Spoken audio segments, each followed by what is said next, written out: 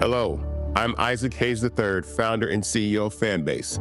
And right now we're accepting investors in our $17 million round to revolutionize the future of social media. Today, for just $399, you can own 60 shares of stock in Fanbase at $6.65 a share. Go to startengine.com/fanbase and invest today. While the big platforms have grown too massive and disconnected from their users, Fanbase is building a platform where creators and users truly come first. We've already raised $8.6 million from everyday investors who believe in this vision, and now you can join them. This is your chance to invest in a social media tech company with over 1 million users that is disrupting media by allowing anyone to reach all of their following and monetize their content from day one. The market is changing, big platforms are failing to serve their users, and Fanbase is stepping up to fill the gap. Don't wait until it's too late. Invest now. Invest for yourself and your future. Go to startengine.com/fanbase and own the future of social media.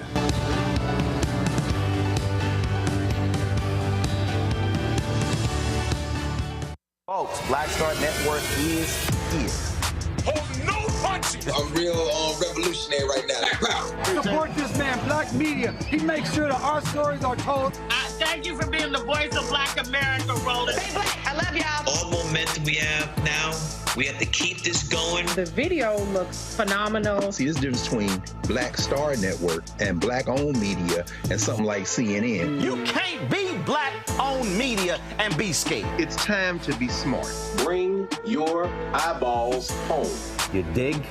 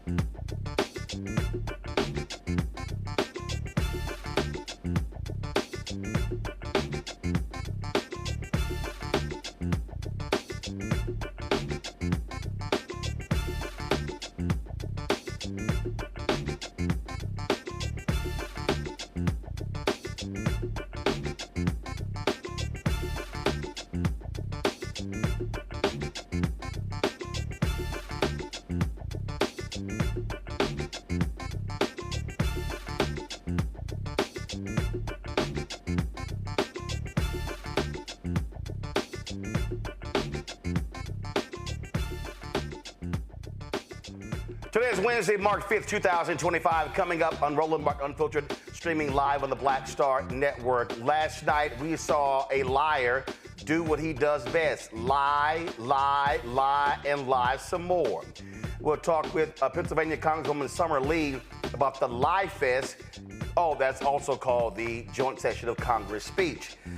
Democratic Congressman from Texas, Al Green, Republicans want to censure him because he stood up and protested Trump's speech. We'll show you what took place, and also we'll hear from Green, who'll be joining us on the show tonight as well. Also, the Trump administration, they want to cut some 80,000 jobs in the Department of Veteran Affairs.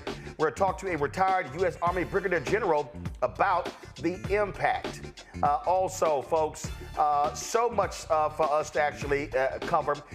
We see, of course, Black Lives Matter statement on the street right outside of our building. Well, guess what? Republicans threatened D.C.'s money, so the mayor, Muriel Bowser, capitulated and is going to remove the Black Lives Matter from the street here in Washington, D.C.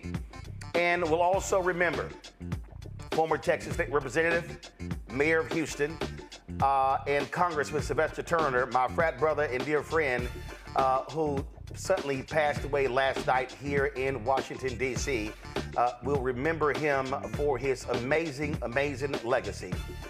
Folks, it is time to bring the funk on Roland Martin Unfiltered on the Black Star Network. Let's go. He's got it. Whatever the miss, he's on it. Whatever it is, he's got the scoop, the fact, the find. And when it breaks, he's right on time and it's rolling. Best believe he's knowing. Putting it down from sports to news to politics. Hey, y'all gonna use this? Entertainment just for kicks, he's rolling. It's on go, roll, roll, y'all. It's rolling Martin, yeah. Rolling with rolling now. He's funk, he's fresh, he's real, the best, you know he's rolling Martin now.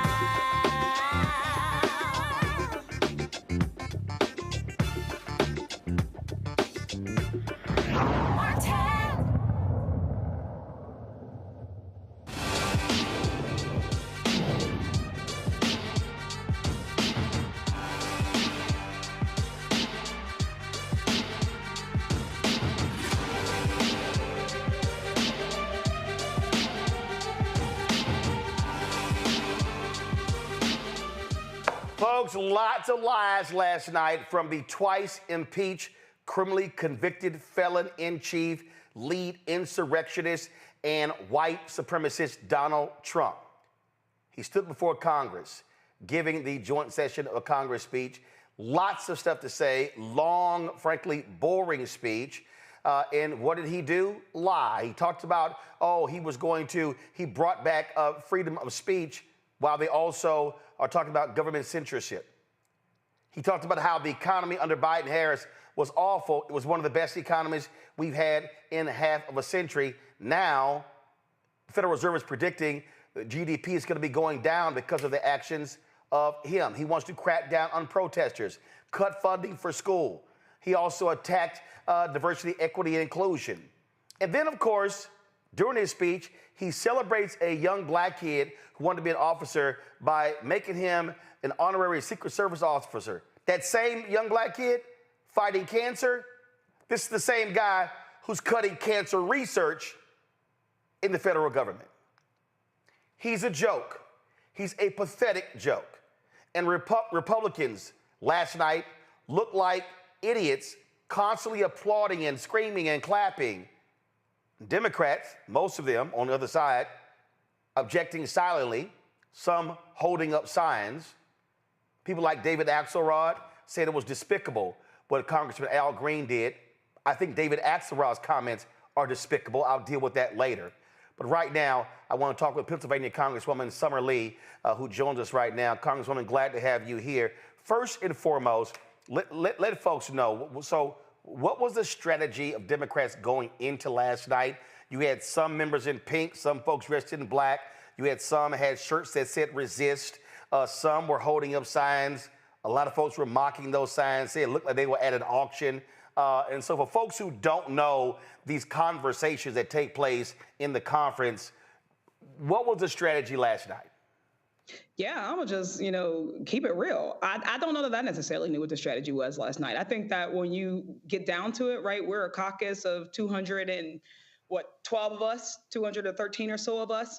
And, there are different caucuses, different groups of people who organize or don't with each other. And I think that what we saw last night was definitely a little bit of a pick your own adventure when, personally, I think we probably needed a more concerted and a more intentional effort that was in one accord. I think that as we're fighting back against the quickly rising tide of fascism, of Donald Trump, and not just Donald Trump, but, all of these folks who have been working behind the scenes that are now coming in front of the scenes to take over and capture our country. As that is rapidly increasing, we're going to need to see a way more coordinated effort from all of us. We're going to need to hear from, and people, I think, are rightfully wanting to hear from us. They want to know that we match their urgency. And I think that yesterday is not going to be the last opportunity, right? It wasn't the first, it will not be the last, but it is an indication that we are going to have to get a foundation, a really strong foundation, because the time to start to build so that people from the outside can organize, so that our labor, our Black and brown communities, so all these folks can organize. We have to start to build that foundation. We got to do it right now. So I saw this comment last night by David Axelrod on CNN, and I want to play this. Y'all go ahead and roll it. So it's one thing to mine our differences. It's another thing to try and heal our differences. And that is, that's the difference between real leadership and political expediency. Would it have been healing to stand for Mark Fogel? Might have been. No, I agree. You are absolutely right. DJ Johnson. I will do what you will not. I will say, I think there were times when they should have risen. I think what Al Green did was despicable. So let me say this here. David Axelrod's comments are despicable. And he's constantly saying that, the problem is for Democrats, they're playing to the base and Republicans do the exact same thing.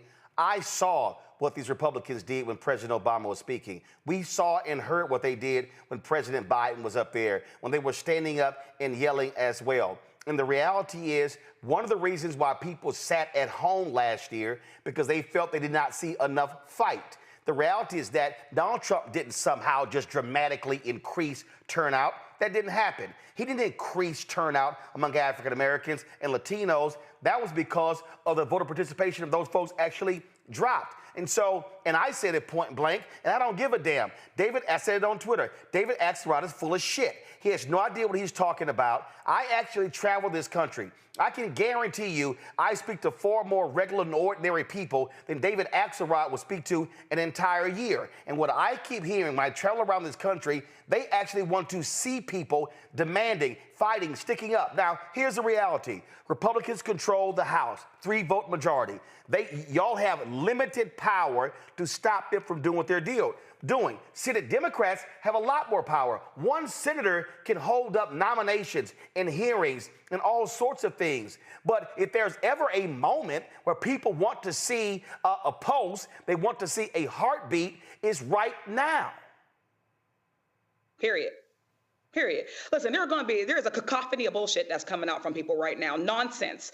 And to be quite frank, his nonsense didn't even register because, you know what, those are just not even the voices that we need to lift up. But right now, let me just say it. I'm going to go ahead and add in with Brother Al Green, who stood up, who took a stance because of something he believes in. But that's also what he always does because he's a brother who will speak up.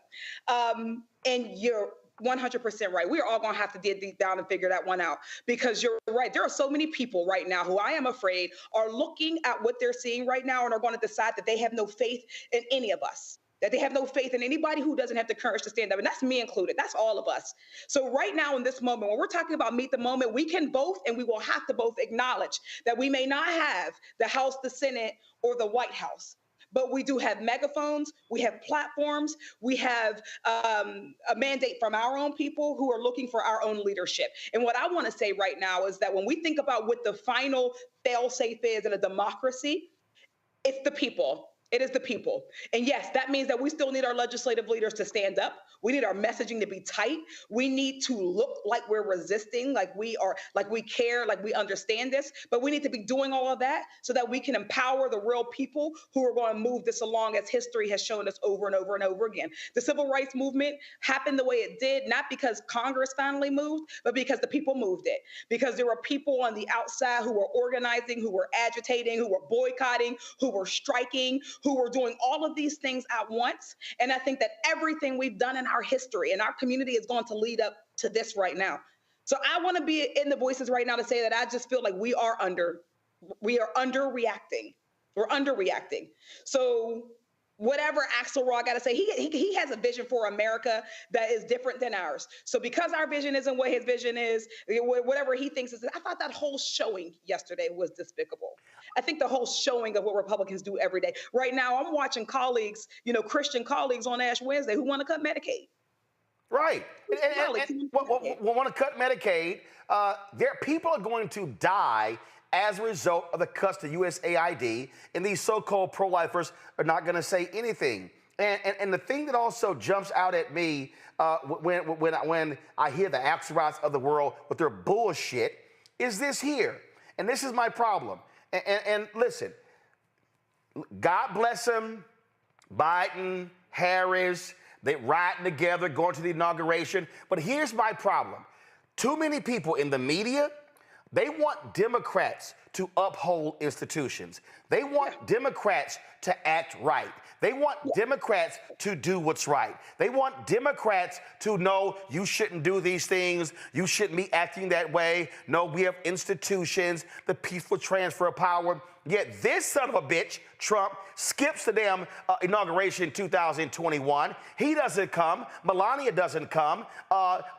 They don't come. They don't care. Oh, but they want to be treated with deference and respect. Okay? Last night was a return to the crime scene. That's what you saw last night. And when I sit here and watch these folks like, oh no, that's not how they should behave. That's not what's going on. Yet, when the right had the Tea Party protests and the Freedom Caucus, and they were doing all of those things to Obama. And I'm sorry, when Michelle Obama said, when they go low, we go high, I'm like, damn that.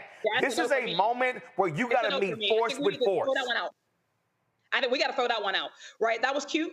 That was nice. It sounded nice. It's time to throw that one out. And listen, I think that, Roland, to get right to it, I think that people, we got to understand, we got to live in a reality we live in. People don't care and they don't have expectations of the Republicans because they know who they are. When someone shows you who they are, believe them, and there are enough of us who know who they are. So when people are looking for sanity, when they're looking for clarity, when they're looking for courage, they're not going to look to Republicans because they already know that is a party of racism, that is a party of misogyny, that is a party of fascism. That's what they expect from that. What they don't expect for us to go along with it.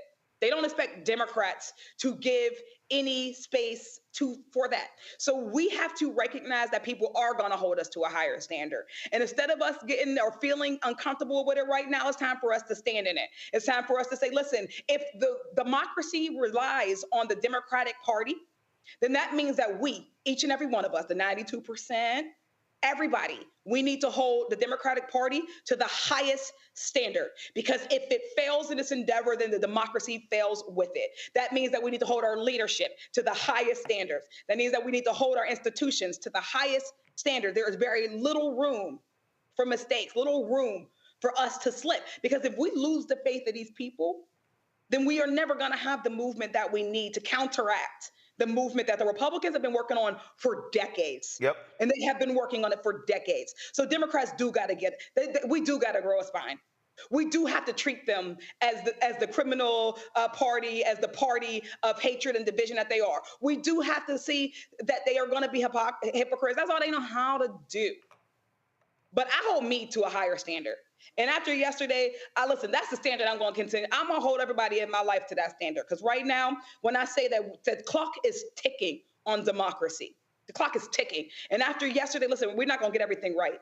But after yesterday, after these last 30 days, after this last month, we gotta up the ante. Trump doesn't care about decorum. Trump doesn't care. You know, Republicans, they don't care about whether what they're doing is honest or disingenuous. And I got so many colleagues who want to chit chat with us and chop it up with us in the hallway and then go out and do the antics that they do. That's because they're playing a game and they're playing to win. Period. Well, I'll give a perfect example. Here is one of the most racist members of Congress who has no problem hanging around white supremacists. That's Andy Biggs. Listen to this hypocritical asshole today in a congressional hearing. Kind of like what I saw on the floor of the House last night. I mean, I love the little popsicle sticks with the little construction paper signs. Those are pretty special. Trying to spend less money. And yeah, save on money. I appreciate you didn't want to be extravagant. That I think I'm going to draw a response here. But that's really what we saw on display last night. Sophomoric, childish, not even sophomoric. More juvenile than that. Attempts to disrupt the joint speech. And I'll yield back. Well, I'm waiting for the. Gentleman yields back. The gentleman from Maryland is recognized. Thank you kindly, Mr. Chairman. Let me start with the digression to address my friend from Arizona. First of all, I'm delighted that we were able to show you what a nonviolent protest looks like, and I appreciate the fact that you praise people for bringing signs and popsicle sticks rather than steel pipes and Confederate battle flags and Trump flags to beat people up. Again, that's how you respond, but the person we're dealing with here, and see, I just think it's important when we talk about the person who was just talking, because a lot of folk may not know who we're dealing with when we talk about Andy Biggs. This is the same person. This is a piece that was in the Arizona Central. No biggie anymore for Representative Andy Biggs to hang with racists and anti-Semites. He participated in a Second Amendment rally that included anti-Semitic College Republicans United and the right-wing extremist Proud Boys. That's who the hell he is. Yeah. And that's why we can't play into it. Right now, they're galvanizing their forces. They're all falling in line right now because they have a one-track focus, right? Their whole entire focus and their whole entire agenda is taking over this country so that people like them can keep their advantages. They can keep their unlevel playing field because they know that if this is an equitable country, if this is a fair country, they know they can't compete. They know they can't compete with black folks who come from the bottom for real, pull themselves up by no bootstraps at all, put themselves through school or trades or whatever it may be, and are still finding ourselves in the same room as them. That's why they have to keep moving the goalposts. So we know what their mission is, but that means that we can't play into it. That means that we got to tighten up. I want to see us not punching left. I want to see us not punching down. I want to see us not kicking people out of our coalition who maybe don't have the same perspective of us. I want to see us looking to understand each other more because we're going to need it. Because when I say that we're in for the fight of our lives, I say if you don't see that from what they're providing us, then I don't know what's going to get that message across right now. We have very limited time, right? Democracies and backsliding, they don't last very long. History tells us that. So that means I don't care if you're black or you're brown or you're Muslim. I don't care if you are urban or suburban. I don't care if you call yourself a moderate or a progressive or a leftist. If you are somebody who cares about the rights of human beings in America, if you're somebody who cares about us having equitable access to education or healthcare or housing, if you care about poor people and working class people, we have to get it together. We have to get it together because these people are coming for everything that we have. Yeah, they're coming for everything that we have, and they're doing it in our face. And this same Representative Andy Biggs, along with Paul Gosar, go to my iPad, both of them refuse to sign a resolution denouncing white nationalism. That's who they are. And again, David Axelrod won't say that kind of stuff on CNN. He won't bring those things out. And the reality is, to your point, which is why we spent 3 years trying to tell people about Project 2025, that these folks, and people are like, well, we didn't think they were actually going to do it. They told you. They told us. They told you. They are circulating the memo to get rid of 80,000 people in the Department of Veteran Affairs. What they want to do is decimate this country. They want to shut down these federal health centers you've been talking about. They want to massively cut, and the goal is very simple: to give tax cuts to people who make more than $360,000 a year. And not only that, they are shutting down. Robert Reich posted this. I'm gonna throw this out, lads, which was just amazing, and people don't understand how these crooks are in charge and what they are doing. He posted this: Trump has dropped investigations and enforcement actions against 89 law-breaking corporations, 42 cases at the Consumer Financial Protection Bureau, 15 cases at the Department of Justice, 6 at EEOC, 7 crypto cases at the SEC. It's a new golden age for corporate criminals. That is who they are working for, Representative Lee. Exactly. Say it again. Because right now, again, we got to know who the people are, who the crooks are, and we got to know what they're doing. So I know there are a lot of people who are like, oh, yeah, you're pointing out the problems, but no. If everybody actually doesn't know the problem, people don't know that the reason why they're cutting Medicaid is because they want to give a billionaire a tax break. Everybody doesn't know that. Everybody doesn't know that they want to take food out of your baby's mouths so that their already billionaire friends can get another tax break. People don't know that Elon Musk is in the government right now so that he can mitigate and navigate his own conflicts of interest. They don't always know that the reason why they're trying to take out the CFPB, why they are firing, Gwen Wilcox and at the NLRB, they're attacking all of our points of power, worker power, the power of Black and brown people, Black people especially, Black folks being able to get a good job so that we can get into, so that we can grow our economic wealth and opportunities. They're targeting all of the education, right, so that our kids can't get their leg up. They're targeting all of our points of growth and power, and they're doing it very blatantly because these new age robber barons, tech bros, tech barons, oligarchs, whatever you call them, however you call them, they're sitting right there in front of us. That's it. And we have to name it and claim it, because there are a lot of people in our communities who don't know that Elon Musk is a crook, because they believe that if you're a billionaire, then you must have worked for it. You had to have done something. You gotta be smart, right? Because you're a billionaire, not that he is somebody who grew up in apartheid South Africa, got his money off of abuse and theft and thievery, and that he is actually not a genius. We got to tell people that. We got to tell that story, and we have to tell it repetitively, because it takes multiple times for it to sink in for folks. So keep on saying it. Keep on putting it up there. Keep on making it plain, because the people of this country deserve to know what's actually going on right now, and they deserve to be empowered and equipped to combat it. We got to get people tools right now. Indeed, indeed. Representative Sarah Lee, we appreciate it. Welcome to the show anytime. Thanks, brother. It's always good to be here, so I'll be back. Absolutely. We appreciate it. Thanks a lot. Folks, again, last night, if you just broke down just the lies and the lies, Daniel Dale of CNN did a whole breakdown, and he literally did four minutes of just lie.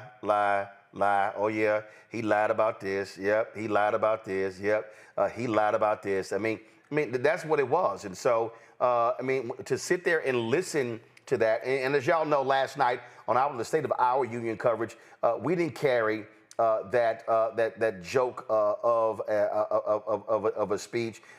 You want to listen to stupidity? Listen to this fool right here. Listen to this. They bear with me, and they did probably have to bear with me again, and this will be even better. That was great. The problem with it was that Biden didn't enforce it. He didn't enforce it. $50 billion of purchases, and we were doing great, but Biden did not enforce it, and it hurt our farmers. But our farmers are going to have a field day right now. So to our farmers, have a lot of fun. I love you, too. I love you.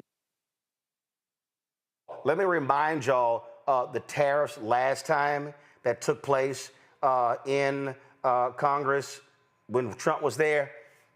Taxpayers, we had to bail them out of $28 billion. I just want y'all to know, again, taxpayers, American taxpayers, Because of this idiot's tariffs, farmers were filing for bankruptcy, losing farms, losing money because of this idiot's tariffs. That's what we're dealing with when we talk about an idiot like Donald Trump. We're going to take a quick break, and when we come back, we're going to hear from Congressman Al Green of Texas, a true freedom fighter. You're watching Roland Martin Unfiltered on the Black Star Network.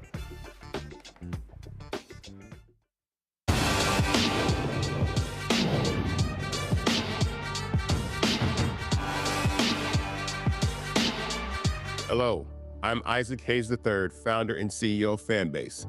And right now, we're accepting investors in our $17 million round to revolutionize the future of social media. Today, for just $399, you can own 60 shares of stock in Fanbase at $6.65 a share. Go to startengine.com/fanbase and invest today. While the big platforms have grown too massive and disconnected from their users, Fanbase is building a platform where creators and users truly come first. We've already raised $8.6 million from everyday investors who believe in this vision, and now you can join them. This is your chance to invest in a social media tech company with over 1 million users that is disrupting media by allowing anyone to reach all of their following and monetize their content from day one. The market is changing, big platforms are failing to serve their users, and Fanbase is stepping up to fill the gap. Don't wait until it's too late. Invest now. Invest for yourself and your future. Go to startengine.com/fanbase and own the future of social media.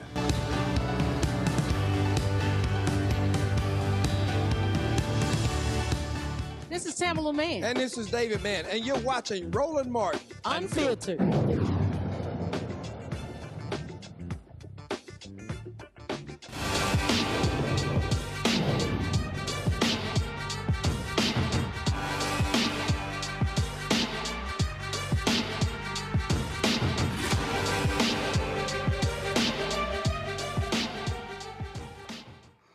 Folks, last night, Democrats, for the most part, attended the speech. Many were quiet, silent. Donald Trump's walking in. They had their backs to him. Folks weren't shaking his hand.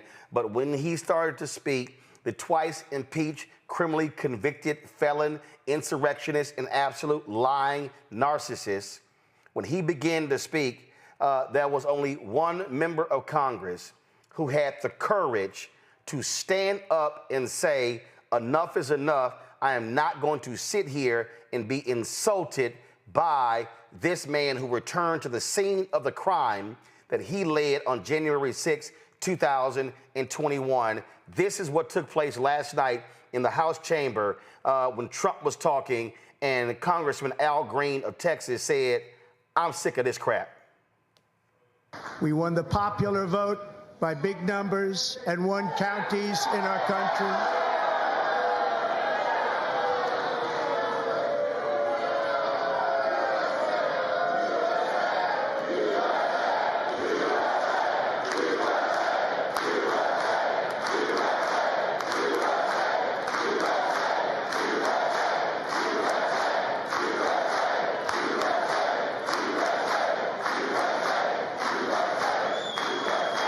And won counties in our country, 2,700 to 525, on a map that reads almost completely red for Republican.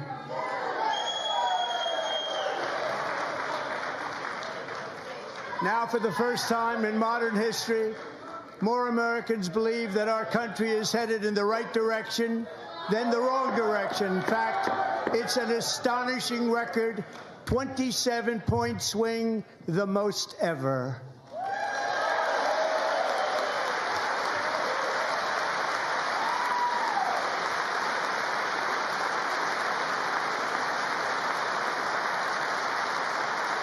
Likewise, small business optimism saw its single largest one-month gain ever recorded, a 41-point jump.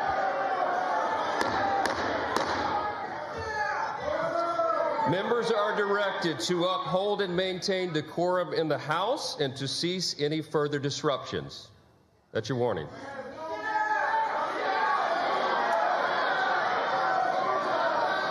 Members are engaging in willful and continuing breach of decorum, and the chair is prepared to direct the Sergeant-at-Arms to restore order to the joint session.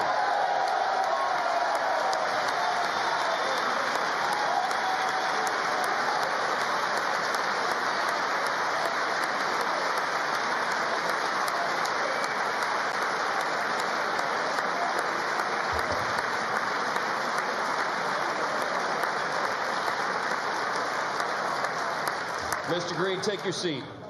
Take your seat, sir. Take your seat.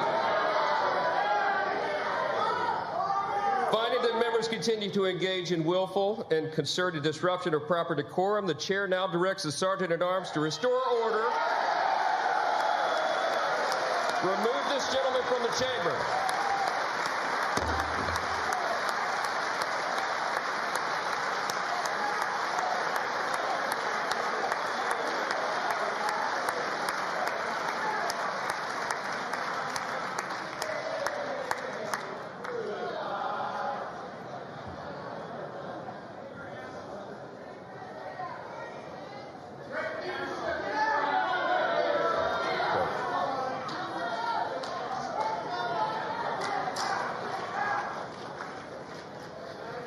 Members are directed to uphold and maintain decorum in the House. Mr. President, you continue. Thank you. Over the past 6 weeks. With that, Congressman Al Green was laid out, and Congressman Al Green of Houston joins us right now on Roland Martin Unfiltered on the Black Star Network. Republicans are trying to move to censure you, sir, but before we start with that, this is also a very difficult morning for you, for me. There's a reason I'm wearing this shirt. We are Houston because last night, your dear friend, my dear friend, our dear fraternity brother, Congressman Sylvester Turner, died at his home in D.C. 8 years mayor of Houston, longtime Texas state representative, passed away at the age of 70. We're going to pay tribute to him in the second hour of our show. But I want to first start with just your thoughts and reflections because, again, it was very difficult, I know, for you to go to the Capitol today after getting the news about losing your dear brother just months after losing our longtime sister, Congresswoman Sheila Jackson Lee. Well, thank you very much for the opportunity to express my sympathies, especially to the family and the friends who have known Sylvester over these many years. When Bishop James Dixon called me and shared the news with me, I literally fell to my knees. Tears welled in my eyes because I couldn't believe that someone that I was with last night, we were on the floor together. I introduced him to someone. He seemed to be quite well. And he walked on away. And to this morning hear this was just very painful. He was such a decent person. He helped so many people. He was the kind of person that you would want to live next door to. He was a good statesman, a person who helped young people. He was always carrying a certain degree of spirituality in his aura. He would end his speeches when he reached his crescendo with, "To God be the glory for the things he has done. And to God be the glory for Sylvester Turner and what he has given us over these many decades." And he was indeed a beloved brother of Alpha. And it was always, again, the photo. This was when the Astros were in the World Series. And I went to Houston, my brother and I. We ran to the mayor, but in the parking lot, walked in together. And of course, we throwing the ice up. And so it was always great to see him. Yes. Yeah, I was proud that he was elected to Congress. He served quite well as a state representative for more than a quarter of a century. 8 years as mayor of the city of Houston through hurricanes, Ike, Harvey, served through the pandemic, the ice storm. He was a great public servant, and I was pleased to see him come to Congress. He was doing quite well. He came prepared. I know of no one who was better prepared to serve in Congress than Sylvester Turner. and he will be missed here and at home. Indeed, indeed. Let's talk about last night. We could not hear, it was very faint. What were you saying when you stood up? And actually, before I get to that, was that your plan going in, or was there something just in that moment where you said, I just can't sit here and listen to this? That's well said. It was a moment of spontaneity. I was ready to leave because I was not pleased with the president having made the comment that he had a mandate. And as I was about to leave, I was just overwhelmed with the belief that I had to say to him, you don't have a mandate to cut Medicaid. Medicaid is very important to people who are without means. They don't have the wherewithal that a good many of us have. I have great insurance, but people need this in the richest country in the world. Healthcare shouldn't be wealth care. So I was telling him that you don't have a mandate to cut Medicaid. And then I said, and we have to take the cap and lift it on Social Security, because in just a few years, Social Security is going to have a shortfall, and we've got to protect Medicare. Now, these three things the president really did not elaborate on last night. He didn't talk about how he's going to manage Medicaid, didn't talk about how we're going to save Social Security and Medicare. So I brought it to his attention, and I was vociferous. I did hear the speaker when he suggested that I would take my seat, and I'll be quite honest with you, it was with intentionality that I did not. I did it because it was principle. I represent people who cannot be there to represent themselves, and I wanted to stand for them so that they would know that at least I would be there to take up their cause in their absence. He, the president, has demonstrated to me that they are going to cut Medicaid deeply. $880 million will have to be cut from the Energy and Commerce budget. Million or billion? Billion. 880 billion. 880 billion, yes, approaching $1 trillion. And if they're going to do that, they're going to have to cut into Medicaid, and that's going to hurt a lot of poor people. So I didn't do it to see if others were going to stand with me. People have asked me that question. No, I believe that on some questions, it is better to stand alone than not stand at all. And I stood, and I would stand again. And yes, they are about to censure me for this, but I have told people I knew what I was doing. The people who escorted me out were kind to me. They did not assault me in any way. I knew what I was doing. And I was incarcerated with John Lewis. We discussed peaceful protest. And one of the things that I tell people is, if you engage in peaceful protest, you're going to have to be disruptive. You've got to move things. John Lewis would say, get in the way. But when you do that, be prepared to suffer the consequences. I'm prepared. Whatever the consequences, I'm prepared to suffer those consequences because I stood on principle for something that will help people. And if I have to suffer, I'll take those consequences. There are some Democrats who may so there was a debate today. Supposedly the censure vote is supposed to be tomorrow. And I've seen a lot of chat back and forth. A lot of people said any Democrat who votes with the Republicans and censures you is wrong. What if it happens? What if some members of your own party vote for censure? I won't be offended. I voted present. And explain, why did you vote present? I voted present because I'm going to let the conscience guide each person. My conscience led me to do what I did. I will trust the judgment of the people. And if the people believe that I should be censured for this, then I will be censured.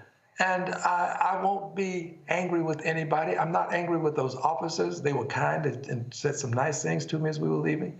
I'm not angry with the speaker. I believe that it's a matter of, when it's a matter of principle, you'll be prepared to suffer the consequences. And I'm prepared. I would do it again. And I said as much on the floor tonight, that this was something that I did with intentionality and that I would do again if the circumstances presented themselves. And I would. I'm just being candid. I just had Representative Summerlee on, and in fact, I want to do this here. Before I go to that, last night on CNN, David Axelrod was highly critical, and I want to play what he said about you. Frankly, I personally took offense to it because I believe in this moment we need people of conviction, integrity, honor, decency, principle, morals, and values to stand up to an immoral, lawless, uncaring despot who wants to be a dictator. So y'all play it. So it's one thing to mine our differences. It's another thing to try and heal our differences. And that is, that's the difference between real leadership and political expediency. Would it have been healing to stand for Mark Fogel? Might have been. No, I agree. You are absolutely right. DJ Johnson. Well, I will do what you will not. I will say, I think there were times when they should have risen. I think what Al Green did was despicable. What Al Green did was despicable. I don't know of anything David Axelrod has stood up for. I don't know if he's been willing in a setting like that to say, you know what, I'm sorry, I cannot play a game of normalcy.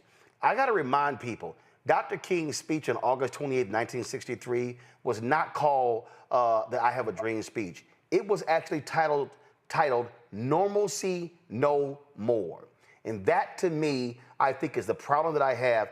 Too many Democrats are operating where they're treating this guy like it's normal. It's normal what he has done, what he has said. What I saw for you last night was normalcy no more. Well, Dr. King reminded us that there are times when you have to do that which is neither safe nor politic nor popular. I didn't do it because I thought I would win a popularity contest. I will come back to where I started, and it is this. I did it because there are people who are going to suffer when the president cuts into Medicaid. Maybe this will be the thing that will prevent them from doing what they are sure to do if they plan to cut $880 billion out of the energy and commerce budget. Maybe it'll stop them. Maybe they'll try to find a way around it. But my suspicion is they won't, and that they will decide that they're going to try to send Medicaid to the states, send some sort of block grant to the states. And Texas was offered $100 billion to expand Medicaid under the Affordable Care Act and rejected $100 billion to help poor people, people who are disabled. $100 billion because they didn't want to pay 10% of the cost and they let the federal government cover 90%. Well, I think that that's deplorable and that's despicable. And as to Mr. Axelrod, sir, I have no means of saying to you that I regret you said what you said, to be very honest, but you're entitled to say it, and I was entitled to do what I did and suffer the consequences. There are people who are rallying. They're saying that we need to rally around Representative Al Green in this moment. Do you want folks to be doing that, or do you want them rallying around the things that you were speaking about? I think the things that I was speaking about are much more important. It wasn't about me, and I don't want it to become about me. I will say this, there are people who listen to the Axelrods of the world, and then they take that as a license to do things to other people. And I would hope that people wouldn't take it that way. People say ugly things, and we've received all kinds of ugly phone calls. And I'm not associating the calls with Mr. Axelrod, but we have. So I don't want it to be about me. I want it to be about the people who need Medicaid. This is very serious. And my prognostication is at some point we will be saying, I told you so. I told you that they were going to cut into Medicaid. I believe that's going to be the case. I hope that this will deter them from doing it. And as for the president, there are three important things for people 65 and older: Medicaid, Medicare, and Social Security. He did not explain how we are going to save Social Security. It's going to have a shortfall soon, protect Medicare, and prevent the elimination of Medicaid funds being cut. We've got to do something about all three of these. And the president was very pleased to talk about things that were totally unrelated to these three important things for people over 65. Has Democratic leadership said to you, Congressman, you should have done what you've done?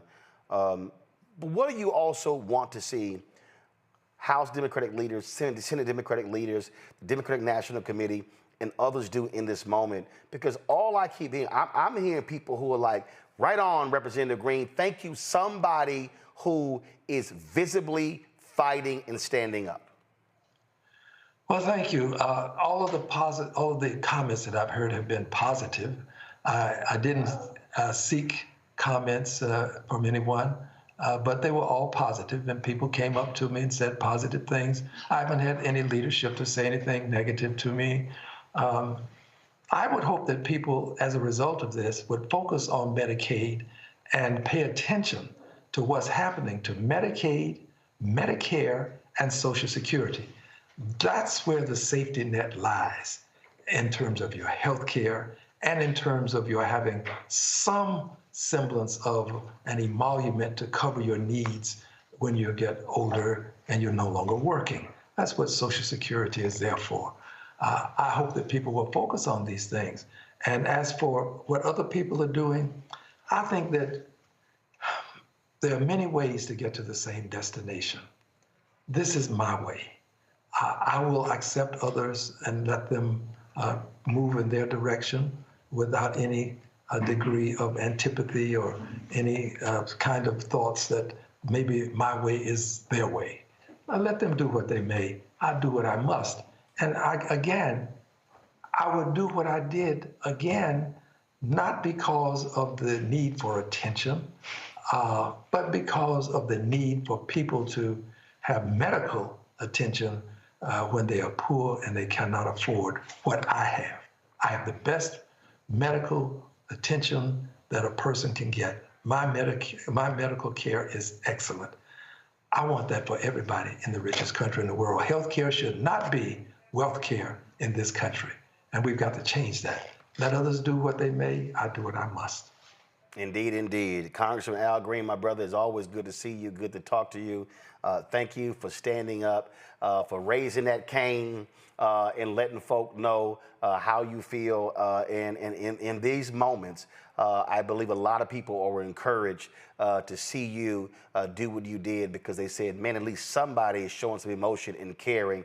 You know, holding a paddle up like at an auction is one thing, but being willing to stand up and be ushered out of the House for people to criticize and ridicule you is another. And we need to have more folk who believe in nonviolent protest. And that's more important, because what you did in the House in front of Trump was far different than those thugs that he unleashed, those domestic terrorists that he unleashed on January 6, 2021. Thank you, dear brother. And I would hope that you would continue to get the message to the masses as you do. There are many places where I'm not welcome, but I know that I'm always welcome, and you always treat people with a great degree of dignity and respect. And it means a lot to me to know that we can get a message out to the masses. So thank you for helping us do this. Well, you're welcome anytime. And as I'm rocking this shirt, we are Houston. We are Houston. Yes, sir. I appreciate it. Thanks a lot. Thank you. Folks, we're going to go to a quick break. We'll be right back. We'll bring in our panel and talk about all of this right here on Roland Martin Unfiltered, the Black Star Network. Don't forget, support the work that we do, y'all. I'm telling y'all, last night's event was major. I can't thank y'all enough. At one point, we had 250,000 people watching live. 250,000 people. The number, we got 11,000 watching live right now. All y'all on YouTube, y'all should be hitting that like button. The grandmothers and the grandfathers and the uncles and the aunts. I mean, we were in so many family group chats. I was blown away. 10 minutes into last night's show, we were at 64,000. It was unbelievable what took place last night. But we can't make it a moment. It must be a movement. And so your resources are critically important. Man, we raised thousands for Tiffany Lofton's Student Leadership Conference. We're going to give you the website because we actually want to keep raising money for that. So y'all, do me a favor. Support. If y'all want to give us via Cash App. Cash App closed down our accounts. You can't give it to us direct. So here's the QR code through Stripe for you to contribute via Cash App. It's right there on the screen. And so pull it up right there. If you're listening, go to blackstarnetwork.com. Send your check and money order at P.O. Box 57196, Washington, D.C. 20037 7-0196. PayPal is R Martin Unfiltered. Venmo is RM Unfiltered. Zelle, Roland at RolandSMartin.com. Roland at RolandMartinUnfiltered.com. If y'all want to get that shirt I had on last night, don't blame me. I voted for the black woman. Here's where you get it. RolandMartin.creator-spring.com. Go to blackstarnetwork.com. We'll be right back.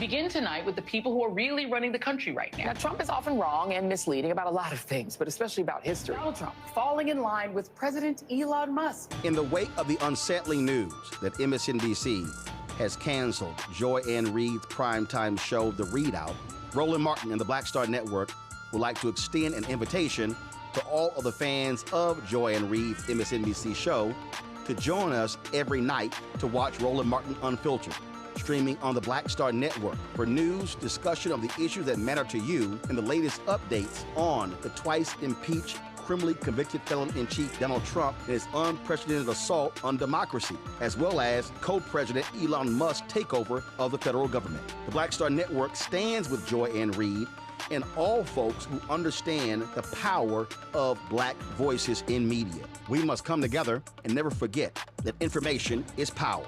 Be sure to watch Roland Martin Unfiltered weeknights, 6 p.m. Eastern at youtube.com/Roland S. Martin or download the Black Star Network app. This week on the other side of change. Environmental disaster and systemic exploitation. From the wildfires in California to the unexpected snowstorms in the South. We are in the climate collapse. These extreme weather events are becoming more disastrous, and it is Black and brown communities that are often hit first and worst. Watch us on the Black Star Network, so tune in to the other side of change. This is Reggie Roth-Byfield. You're watching Roland Martin Unfiltered, uncut, unplugged, and undamn believable. You hear me?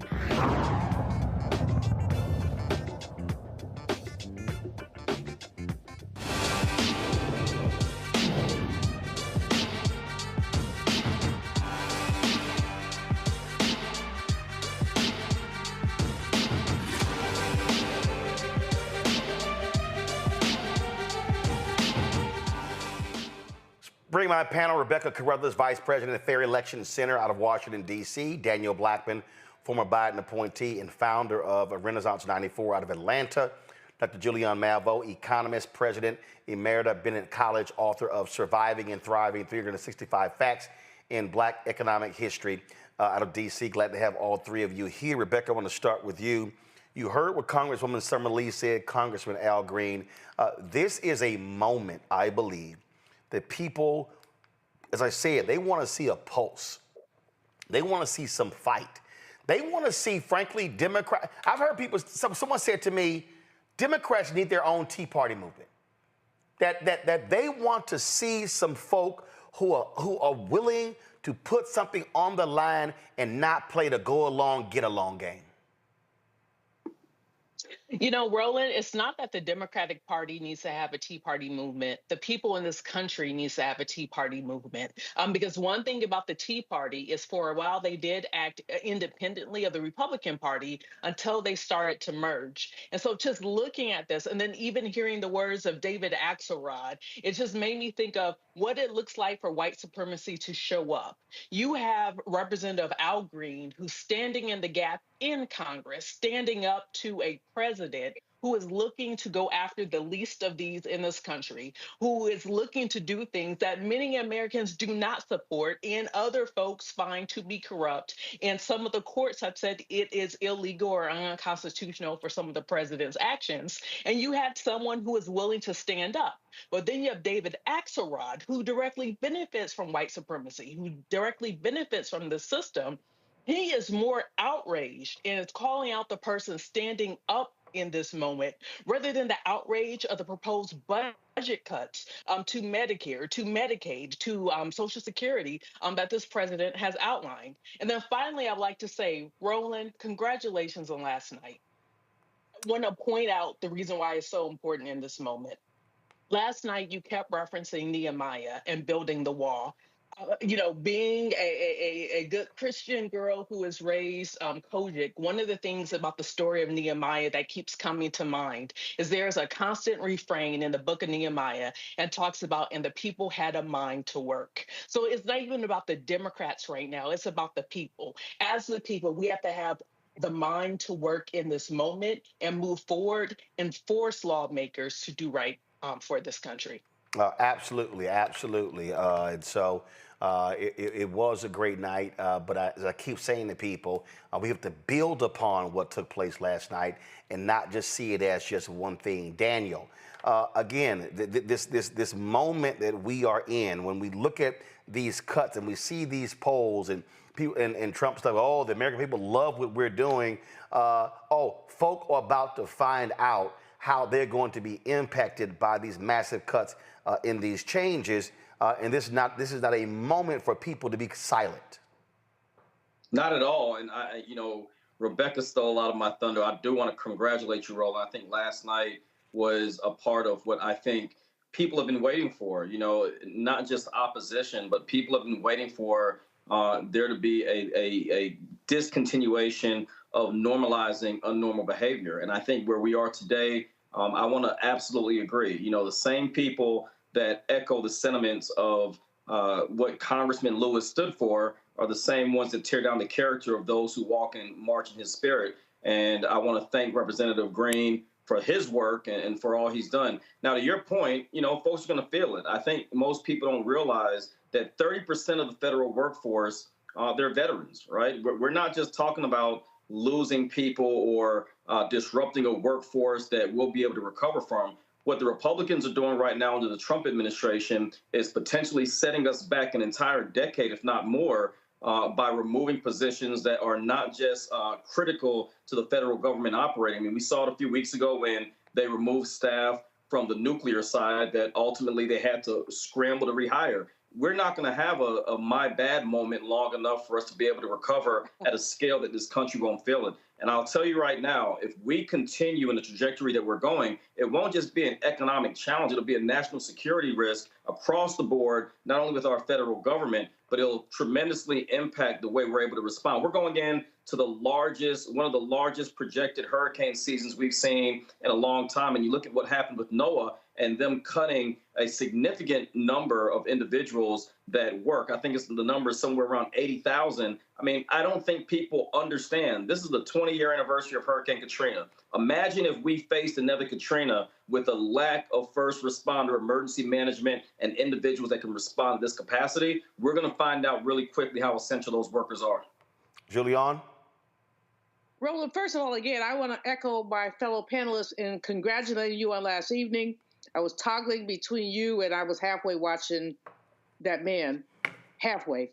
But brilliant evening and right on time. And I hope that people will, of course, subscribe to the Black Star Network. 250,000 was a massive accomplishment, and we need to see a lot more of that. Who else is telling the truth out here? The fact is the truth is not being told. And so, again, thank you for that. Now, this man came in saying that he was going to contain prices and lower inflation. Everything he has done since he got in has been inflationary.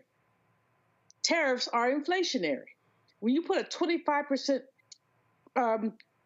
tariff on Canada, a 20% tariff on China, what you're saying is that the goods are coming in here priced over.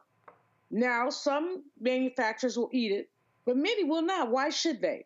And so what you're going to see, and guess what? Trump, what's that name? That Elon, the Afrikaner, let's be clear, the Afrikaner, and so many others, they can afford a little tariff, a little increase, a little price increase. The people at the bottom cannot. And that's what we need to continue to emphasize, as Reverend Barber did last evening. The people at the bottom cannot afford to absorb 20% price increases. So this is a moment. I, again, got to shout out Al Green. Love him, love him, love him. And join you Houstonians in mourning Sylvester Turner. But about Brother Green, he did what many should have done. And David Axelrod ought to be ashamed of himself. How dare he? How dare he call anybody disgraceful? The disgrace is that this white man, let me say it, this white man, this Clinton collaborator, has never been on the side of us. And so now he comes out and calls somebody disgraceful. All he does is amplify his own disgrace. Last evening was a call to action for us. It was reminded us that we have everything that we need to resist. I'm reading this book now that talks about Woodrow Wilson. I don't know why I'm reading this. I guess I have to. But reading this book of Woodrow Wilson's civil service and the betrayal of Black people. And as I'm reading this book, I'm thinking we've been here before. And that's all I have to say. We've been here before. So people, we need to, it's Women's History Month. We just came out of Black History Month. We have to have the resilience of a Mary McLeod Bethune, the brilliance of a Sojourner, of a Harriet. We have to be clear that we will not go back. We have to be like Sadie T.M. Alexander, my personal shero, first Black woman to get a PhD in economics, so I loved her. But one day, she was walking across the Penn campus. She asked a white woman, "Where is the building?" The girl told her she didn't know. Sadie ended up, after a few minutes, finding her classroom. When she found the classroom, the white woman, I said woman, I'm behaving, was sitting in the front row and smirked at her. She wrote in her diary that night, "I am so alone, God, all I have is you." Black people, all we have is us and God. All right, folks. Thousands of jobs, some 80,000 jobs in the Department of Veteran Affairs are at risk of being slashed, according to an internal memo from the Trump-Musk administration obtained by the Associated Press. The agency that provides health care for retired military members plans to cut those jobs. Again, 80,000.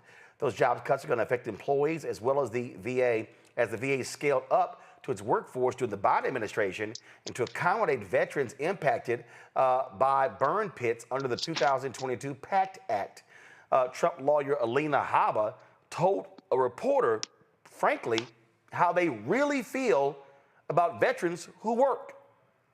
The president is starting to think about maybe some of those veterans who worked for the federal government and maybe what the administration can do to at least help salvage their lives. Well, as you know, we care about veterans tremendously. I mean, that's something the president has always cared about. Anybody in blue, anybody that serves this country. But at the same time, we have taxpayer dollars. We have a fiscal responsibility to use taxpayer dollars to pay people that actually work. That doesn't mean that we forget our veterans by any means. We are going to care for them in the right way, but perhaps they're not fit to have a job at this moment or not willing to come to work. And I'm sorry, perhaps they're not fit to have a job. Run that back. Is the president starting to think about maybe some of those veterans who worked for the federal government and maybe what the administration can do to at least help salvage their lives? Well, as you know, we care about veterans tremendously. I mean, that's something the president has always cared about. Anybody in blue, anybody that serves this country. But at the same time, we have taxpayer dollars. We have a fiscal responsibility to use taxpayer dollars to pay people that actually work. That doesn't mean that we forget our veterans by any means. We are going to care for them in the right way, but perhaps they're not fit to have a job at this moment or not willing to come to work. And wow. Joining me now is retired U.S. Army Brigadier General Arnold Gordon Bray from Rocky Mount, North Carolina. General Bray, glad to have you on the show. When you hear that comment, perhaps they are not fit to have a job right now. These are individuals who have served multiple tours of duty, individuals with PTSD who've had limbs blown off, who literally have made the ultimate sacrifice, something Donald Trump never did with his fake bone spurs. And so when you hear something like that, what goes through your mind? Thank you. First of all, I'm going to join the rest of the crowd in giving you some props for what you've done in 06. But if I can, let me kind of set the stage for a little bit of who I am so that, you know, I'm definitely not on anybody's radar, one wing or the other. But when you're talking about veterans, what got me in 2017 to starting to watch the presidency of Trump was it first with the inkling when he first talked about the POW in McCain, John McCain. I said, okay, well, he's a political opponent. And so maybe that was a misstep. But then when he told a friend of mine, Mark Milley, at the World War II landing sites, because the weather was inclement, I don't have time to go look at losers.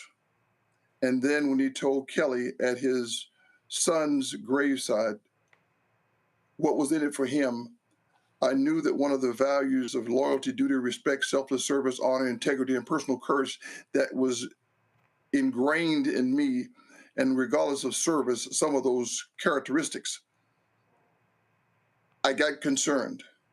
What I see now is a person who is trying to use business propositions for people who have put their lives on the line, and let's be fair, lives and families on the line for the idea of this nation. And we got to make sure we understand those things. So when I hear comments that may be a slip of the tongue, it's like a drunk person speaking. And my mom always said, a drunk man speaks a sober man's mind.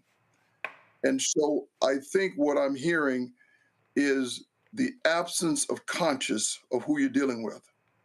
My grandfather fought in World War I and died in 1938 of mustard gas when he passed. So when you talk about injuries, just as you talk about the burn pits in Iraq and veterans, veteran wounds don't always show. That's why there are so many homeless veterans, people who served honorably, who digested all that we tried to instill in them about the honor in this country. They're suffering sometimes silently. And if you ever really want to see the impacts of veterans, don't talk to them. Talk to the family members around them. And you'll see the change, and you'll see the pain, and you'll sometimes be able to see the wounds, but the wounds are there. We've killed people, and anyone who's ever killed someone, unless something's wrong with him, he is changed. He or she is changed. And what they're doing right now is they are dealing with life. A young Marine wrote a poem one day. He talked about the strange land, and the strange land he talked about was coming back home. So when you got someone that's handling military veterans, you got to make sure you're looking at the holistic view of who they are. And so it's not a misstep. Most Americans, the 51% that did not vote for this current commander-in-chief, they voted for something else, in some cases against this current president. And I wish I could call it the GOP, because anyone who doesn't support President Trump is not part of the GOP. He's called a rhino or something else. And I pray for the days of somebody like McCain being able to stand up again and be able to bring balance and civility. Unfortunately, General Bray, I don't believe that's not going to happen. This Republican Party is completely taken over by Donald Trump. They're not going to stand up to him. One of the weakest, most pathetic, feeble, impotent individuals I've ever seen was the person who people thought was going to follow in McCain's footsteps. That's Lindsey Graham. He is totally capitulated. He kissed so much Trump ass, he walks around in brown face. And they're not going to do it. And I believe that they are going to allow Elon Musk, they're going to allow these folks to make these cuts, and they don't give a damn. And you've already seen veterans, individuals who voted for him. They have been crying. They have been posting stuff on social, calling into conservative talk shows. Oh, please reverse this. Guess what? That's actually what they voted for. Yeah. Many people thought that, no kidding, nobody could be that extreme. And let's be fair, many of them actually voted against Kamala because she was African American and a woman. And the worst part about it is there are some people who were African American themselves, and the male 20%. I hope you really realize you didn't study her well enough to know she was. She was actually the most qualified. I'm going to say this again. Kamala Harris was the most qualified candidate for presidency since George Bush the first. Her preparation for world leadership was there.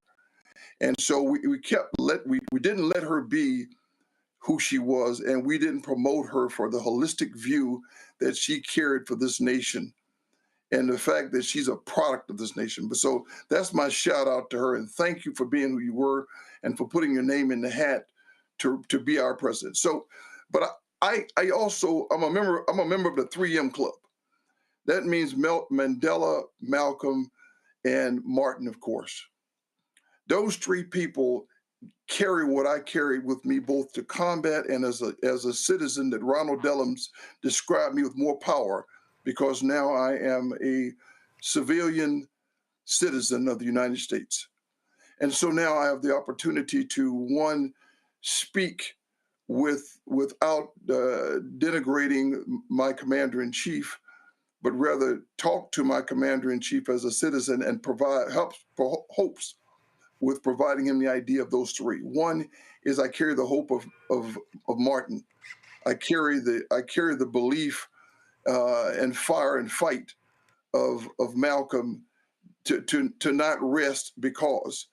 And of course, Mandela makes me say for a moment, I need to make sure that I'm willing to forgive and move forward. Now, I know that's not necessarily in vogue with a lot of my friends, but that's what I think you're going to have to do, because otherwise we're going to be in gang warfare.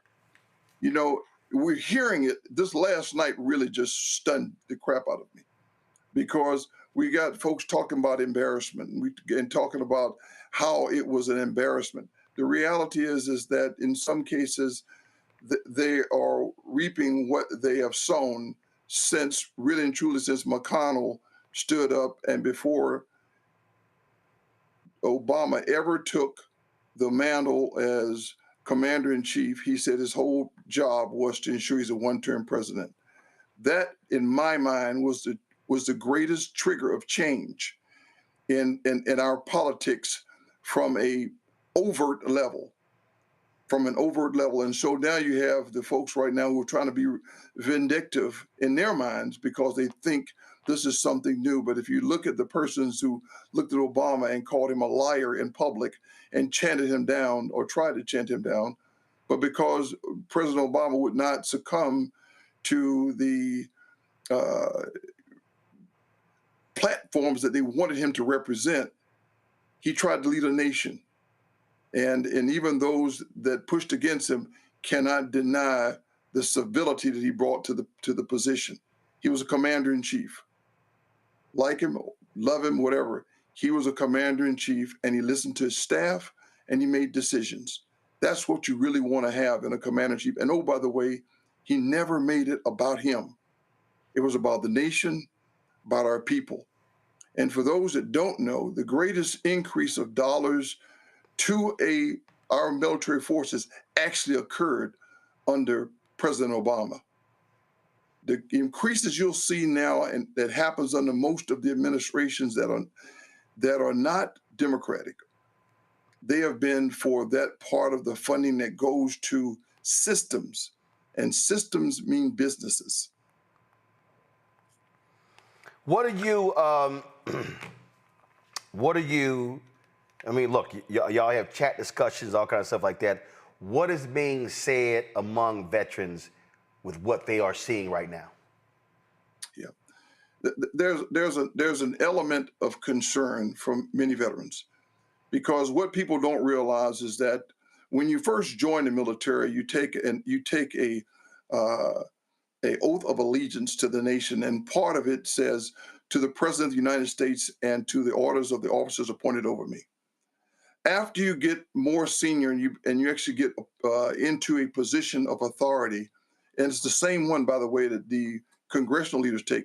It's a oath of office, and the president's name is removed, and it's to the Constitution of the United States. And so, what the concern is that those who believe that, and I'm going to use the adage most Americans know, mine is not to question why, mine is but to do or die. That dies after you have been matured in the service and you understand ethics and leadership, and you've been trained to understand those things. So all of a sudden now your oath is to the Constitution, and the idea is that what you will do is you'll use common sense. You'll use the Constitution and an understanding of the Constitution.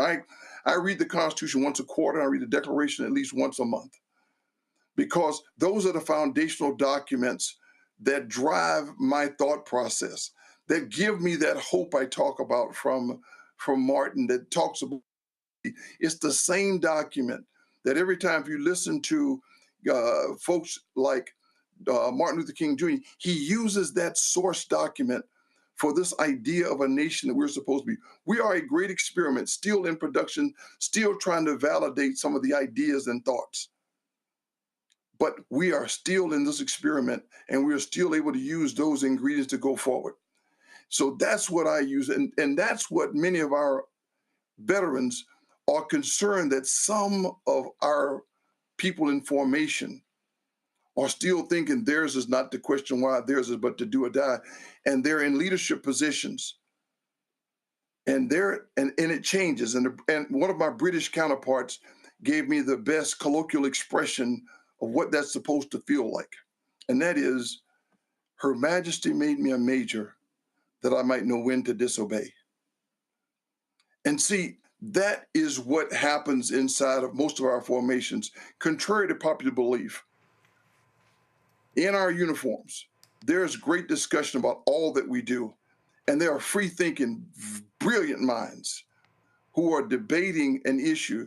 And then at the very end, we've got such great leaders in all of our formations that they will process, listen, and they build consensus for decisions when time allows. I'm going to say it again, decisions when time allows. But they've got the strength of courage, the training and education and background to make informed decisions. And that's what the fear is that we're going to get sycophants as opposed to those who've been trained in the art of war. Yep. Well, trust me, there are sycophants among the leadership, especially when you replace a 4-star retired general as Secretary of Defense for a Fox News host. General Bray, glad to have you on the show. We'll see what happens with these cuts. And I really hope that the veterans in this country, including those MAGA Trump veterans, those Republicans, also stand up and realize that they're going to get screwed too. The key is to the oath of office. And I appreciate you giving me this time and opportunity to speak to our nation. I appreciate you. Thank you very much. Brad, thanks a lot. Appreciate it. Folks, just outside of our building, in the nation's capital, is Black Lives Matter Plaza. And of course, when we talk about Black Lives Matter Plaza, you know, we broadcast from out there. Let's go ahead and show it. So, you know, we broadcast from out there. We were out there, of course, on the anniversary of the death of George Floyd. We've had the Floyd family out there as well. talking about these issues, talking about his brutal death on that day, May 25th, 2020. And of course, here we are. This May will be the 5th anniversary. And guess what? That's about to be no more. Why is that? Well, because Republican out of Georgia, Andrew Clyde, he recently introduced House Resolution 1774 that seeks to remove the Black Lives Matter phrase from that plaza. If passed, the bill would withhold federal funding from Washington, D.C. unless Mayor Muriel Bowser removes it and designates the area as Liberty Plaza. Well, guess what? Mayor Muriel Bowser is capitulating to this.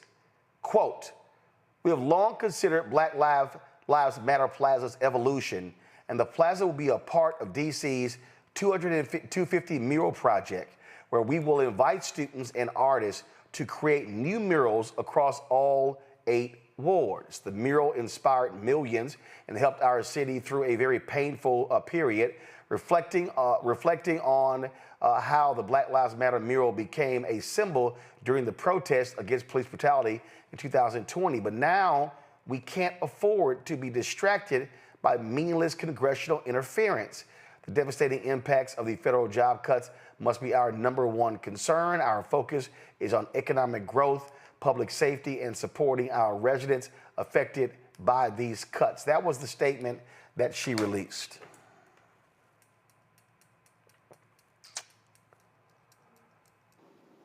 I just got to go ahead and say it. That's a bullshit statement, Mayor. It's a bullshit statement. What you should be saying, Mayor Bowser, is Republicans, how dare you always talk about big government? How dare you always talk about local control? And now you want to tell the residents of D.C., who are not a state, who are taxpayers, who give their lives to this country, you're now telling us how we must conduct ourselves in this country. This is where the mayor should be rallying D.C. residents to let this Republican and Republican leadership know. In fact, what her statement should be saying is that I call House Speaker Mike Johnson to say, don't allow this to move forward. Don't bring it up as a bill. This is the capitulation I'm talking about. Liberty Plaza?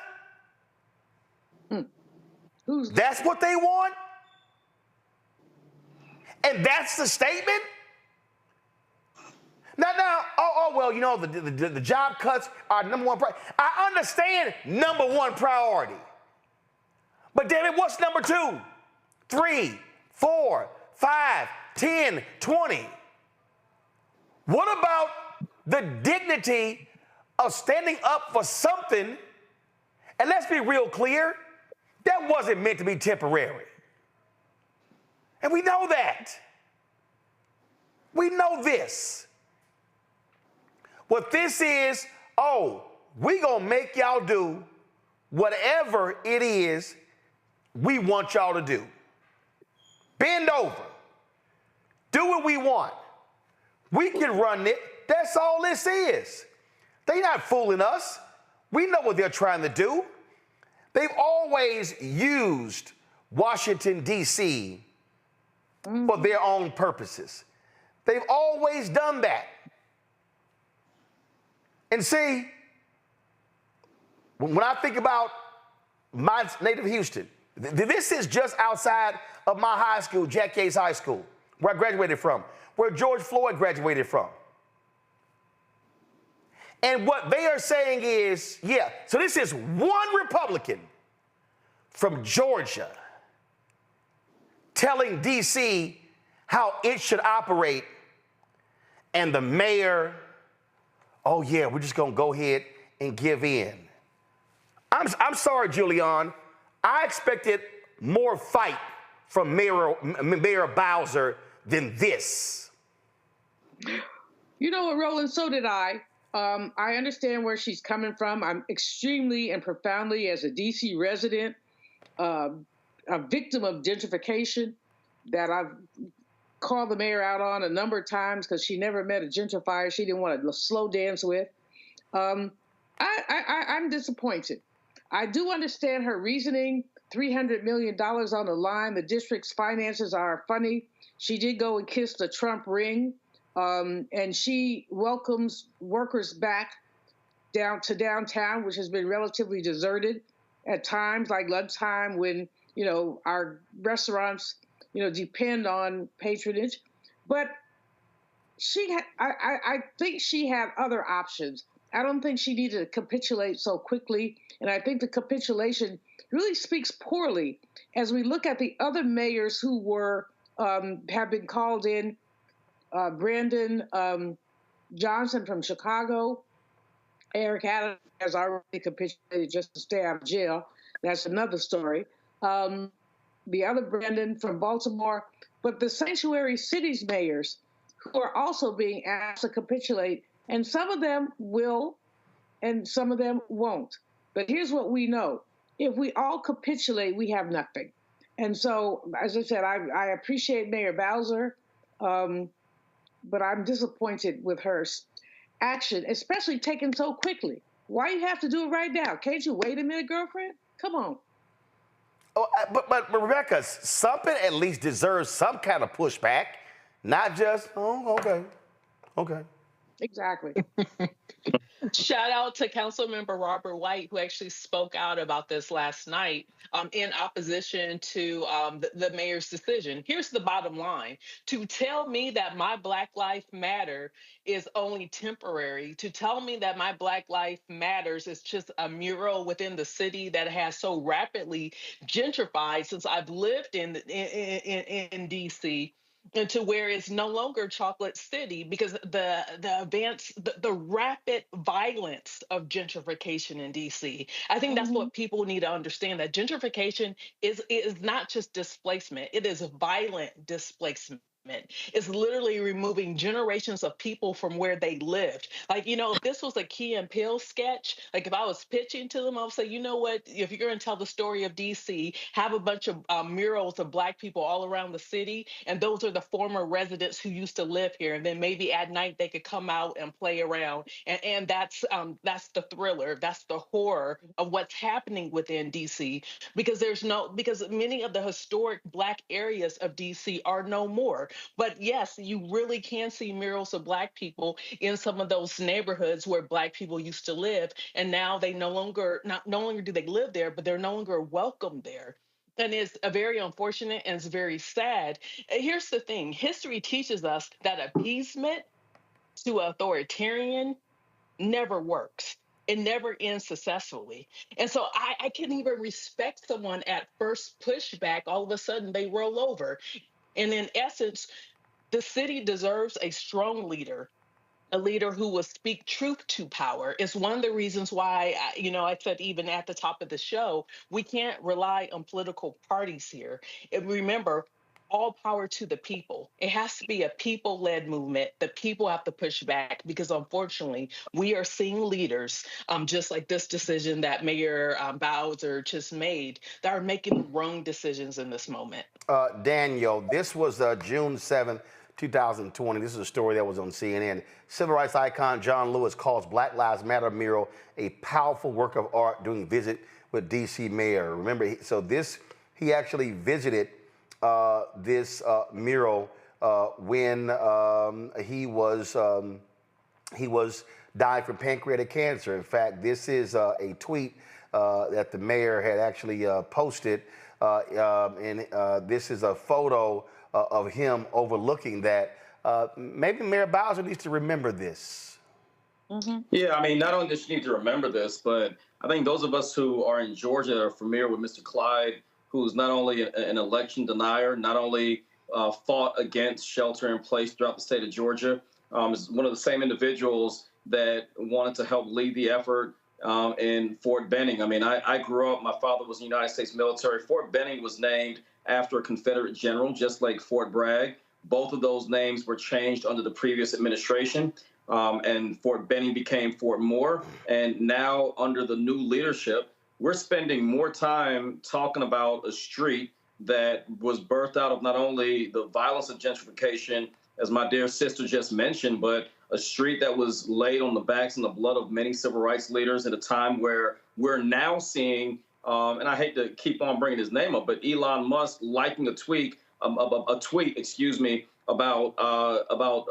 giving a pardon to Derek Chauvin, who is the police officer responsible for the murder of George Floyd. We're seeing this in real time. We're seeing Confederate-based names being returned to where they were and excuses of why they're doing it. But yet and still, a congressman from my home state, which I'm ashamed to say, is now getting into politics outside hundreds of miles away from our state, not to focus on job security, not to focus on protecting veterans, not to focus on affordable housing, not to focus on veterans that are reliant on SNAP and other critical services and individuals around this country that are losing their job, but to focus on the street. And I think that's very telling of where their priorities are. Both of my colleagues today on this show, and including yourself, have been very adamant about where we are with this. There's nothing more to say. This is a reflection of where they stand, what their priorities are, and the lack thereof.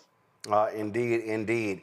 And speaking of priorities, another white Republican governor is letting a cop out of prison who killed an unarmed black man. A former white sergeant in Virginia who killed an unarmed man who was sentenced, his sentence is now being commuted by Virginia Governor Republican Glenn Youngkin. He granted clemency to Sergeant Wesley Shiflett, who was sentenced to 3 years in prison for fatally shooting Timothy McCree Johnson in 2023. He was convicted of recklessly handling a firearm during the shooting. Johnson was accused of shoplifting at Tyson's Corner Center. Shiflett and another officer chased Johnson before firing 3 shots. The investigation found that Shiflett fired the fatal shot. He was terminated because he did not meet the expectations of the police department by violating the use of force policies, protocols, and procedures. Shiflett contends he was protecting himself from a suspect who refused all police commands. The Virginia Legislative Black Caucus released a statement condemning Youngkin for commuting former Fairfax County Police Department Sergeant sentence. And this is what we're dealing with. We saw this same thing, Daniel, in Missouri, where the Republican governor there commuted the sentence of a cop who killed someone that a judge, it was a trial and everything. And this is, again, Republican governors allowing cops who were convicted by a judge and jury and sentenced to let them off free. And don't forget, Donald Trump pardoned some D.C. cops who also killed a man as well. And not to mention the January 6th insurrectionists. I mean, this is a pattern. We're not in any way, shape, or form looking at something that is normal. I mean, this is a pattern from the governor leadership that we're seeing around the country. It's a pattern on, this very, very intentional rebuke on justice for the lives of individuals that are not convicted due to protest. They are convicted by a jury of their peers. What bothers me more than anything else is where are all the black Republicans that are standing up, for Trump and standing up for all these things going on. They're dancing at the White House when we see them, celebrating certain things and laughing at Democrats. It has nothing to do with Democrat or Republican. This has to do with right and wrong and the amount of black blood that was shed throughout this country. Now you know them shiftless Negroes ain't gonna say nothing, do nothing. They just happen to be in the room. And you're absolutely right. But it's hold on, Julian. Daniel, finish. Yeah, but I'll finish really quickly. And I know that, and we share the sarcasm in that. But the challenge that I'm having is that we're seeing this in real time, and whether it's in Virginia or it's in Missouri or it's the January 6th situation, I mean, this is a playbook that they're using that I think until we see a legitimate stance against what's going on, we'll continue to see governors around the state do the same thing for cases that we might have forgotten about, but we'll see these things happening more frequently. Julian, now you can go. Thank you.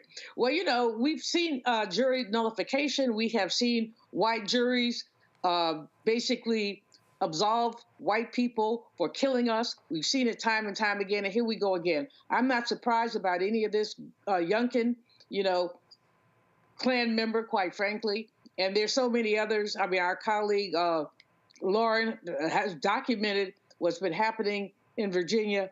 But what we are seeing is the resurgence of lynching culture. Lynching culture says you can do anything you want to a Black person, and you will not have to pay any consequences. You can shoot them, you can kill them, you can take their property, and there will be no consequences.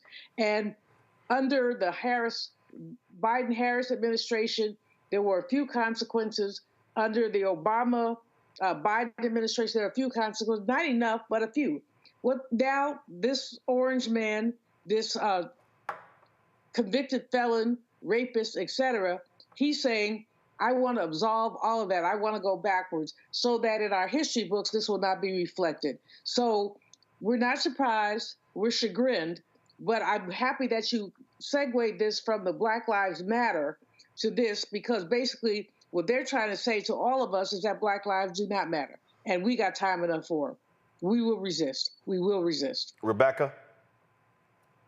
Listening to both Dr. Julian's point and to Daniel's point, what's concerning me is that we're seeing these folks play in our faces and using white supremacy to do so. It's almost like they want to bait us and get us angry and get us out in the streets. And then I saw something. Yeah, I saw something on social media saying, if there's enough, if the fire is turned up and it's hot enough, where people start protesting, especially now where there are a lot of anti-protesting laws on the books, not just in the South, but across this country. What happens then? Does that give the president the pretext to then declare martial law in certain areas? So my concern is that this is intentionally getting hotter. They are intentionally doing things to bait people to act. And I think this is why it becomes even more important to have teach-ins, to teach those who are of conscience and to teach those who support liberation and justice. This is how we have resisted in the past. This is what civil disobedience looked like in the past, because these people are intentionally trying to bait people in this country. So, hey, Roland. Yeah, go ahead.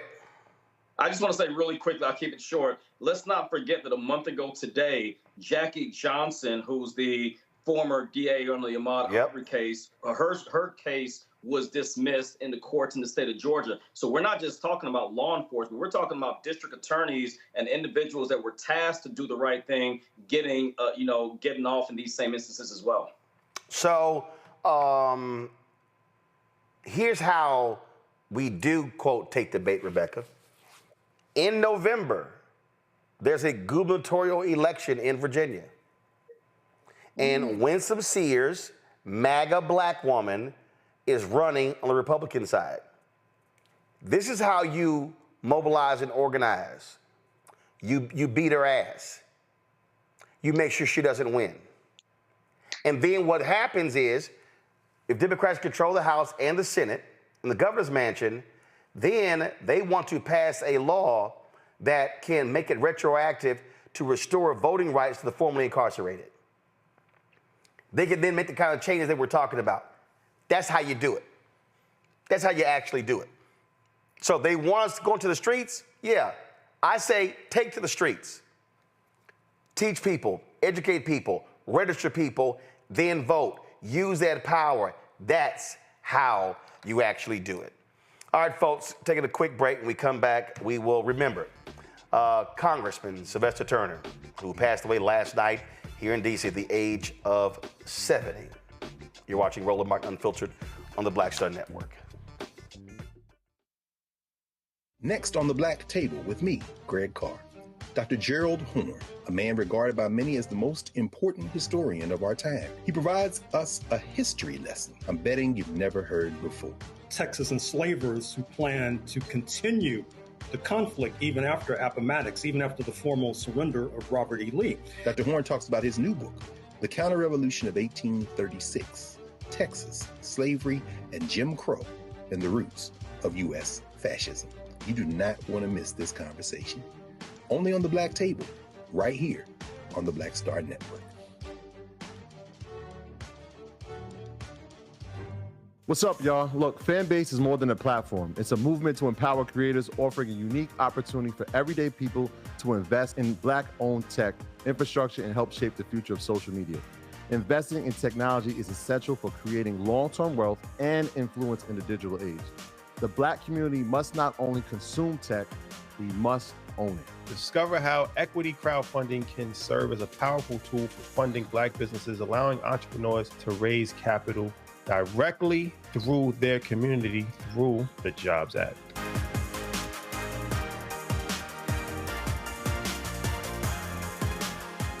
Hey, it's John Murray, the executive producer of the new Sherry Shepherd Talk Show. This is your boy, Earthquake. And you're tuned in to Roland Martin, Unfiltered.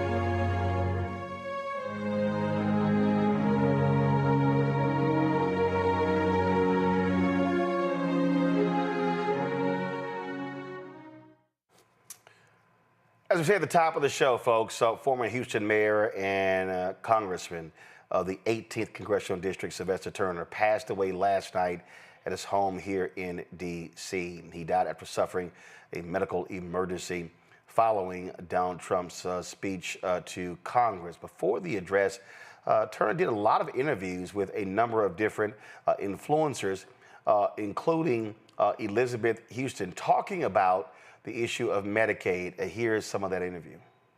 I appreciate you for highlighting this. Please tell us why, why you decided to bring your guest tonight, and also why Medicaid is so important to you. They are slashing nearly $1 trillion from Medicaid. When you do that, you are hurting real people, real lives. And I wanted Angela to be here out of my district to tell her story, to put a face with what they're doing. Don't let them do it. The Sylvester Turner he had been diagnosed with bone cancer. You can actually see the effects of that. In fact, this was actually a video that he posted on his social media account last night. This is Angela Hernandez, my guest tonight for the State of the Union. Angela is here to advocate on the importance of Medicaid. I'm Angela, I'm from Houston, District 18. My daughter is Baisley Garcia. She's 2 years old. She has a rare genetic disorder, chromosome 8p, inversion duplication deletion.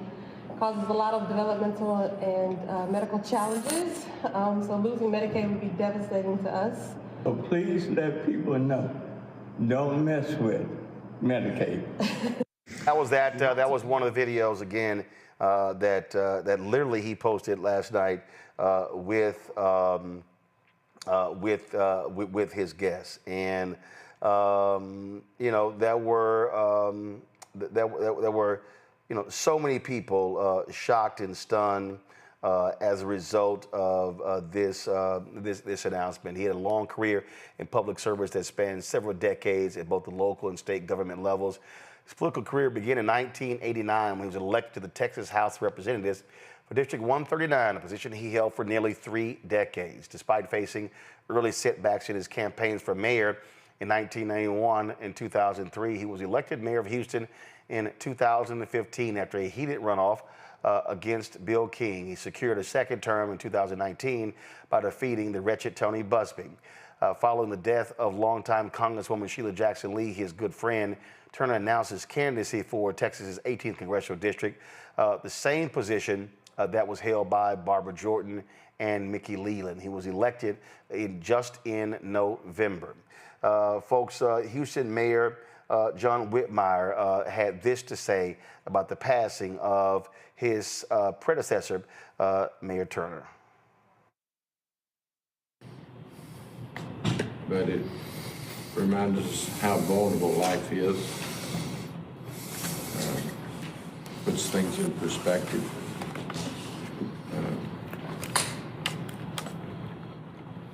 Council, as you witnessed, is very sad that we lost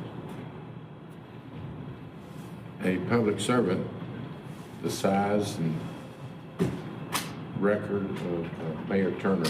He's fought a courageous fight with his illness. I saw him Saturday to Rodeo Parade, and then, as I mentioned, he and I were on a program together a week ago Sunday in Acres Home, Robert Williams' installation. He and I both are very close to the family. So we shared that program, and many folks, certainly many of you that are new to Houston, do not realize our history of being partners. I got elected at 23 years of age. He ran for county commissioner in 1981. I was involved. Then he went to the legislature where for 24 years we worked as a team representing the same community. So I have nothing but fond memories of his partnership and our representing the same people. Politics is a tough business. He ran for mayor 3 times. I witnessed each of them. And I think anyone familiar with that successful race would say I played a vital role, helped him get the police firefighter endorsement, which was really important. Other support. I think I did a pretty good job of firing up crowds for him. And certainly presenting him to Houston as the winning candidate on election night. We had disagreements, but they were never personal. And our families were close. You know, no one knows the pressures of public service in general until you serve. And no one knows the pressures of being mayor until you have the honor of being mayor. So Sylvester's on our mind today. Very, very tough loss for the city of Houston. And, you know, Rebecca, it's very difficult because, like, literally losing Congresswoman Sheila Jackson Lee. And then Turner, she ran for his seat for mayor, lost to Whitmire. And then literally a month later was diagnosed with pancreatic cancer. She was gone 3 or 4 months later. And then now having to now deal with this loss as well. I didn't know him personally, but I knew and know of some of his staff, including some of his staff when he was mayor and some of his campaign staff. But to your point, the vacuum in leadership that Houston is going through, at even the realignment of leadership that's happening within Houston, you know, it's tough. It's tough when you lose that continuity.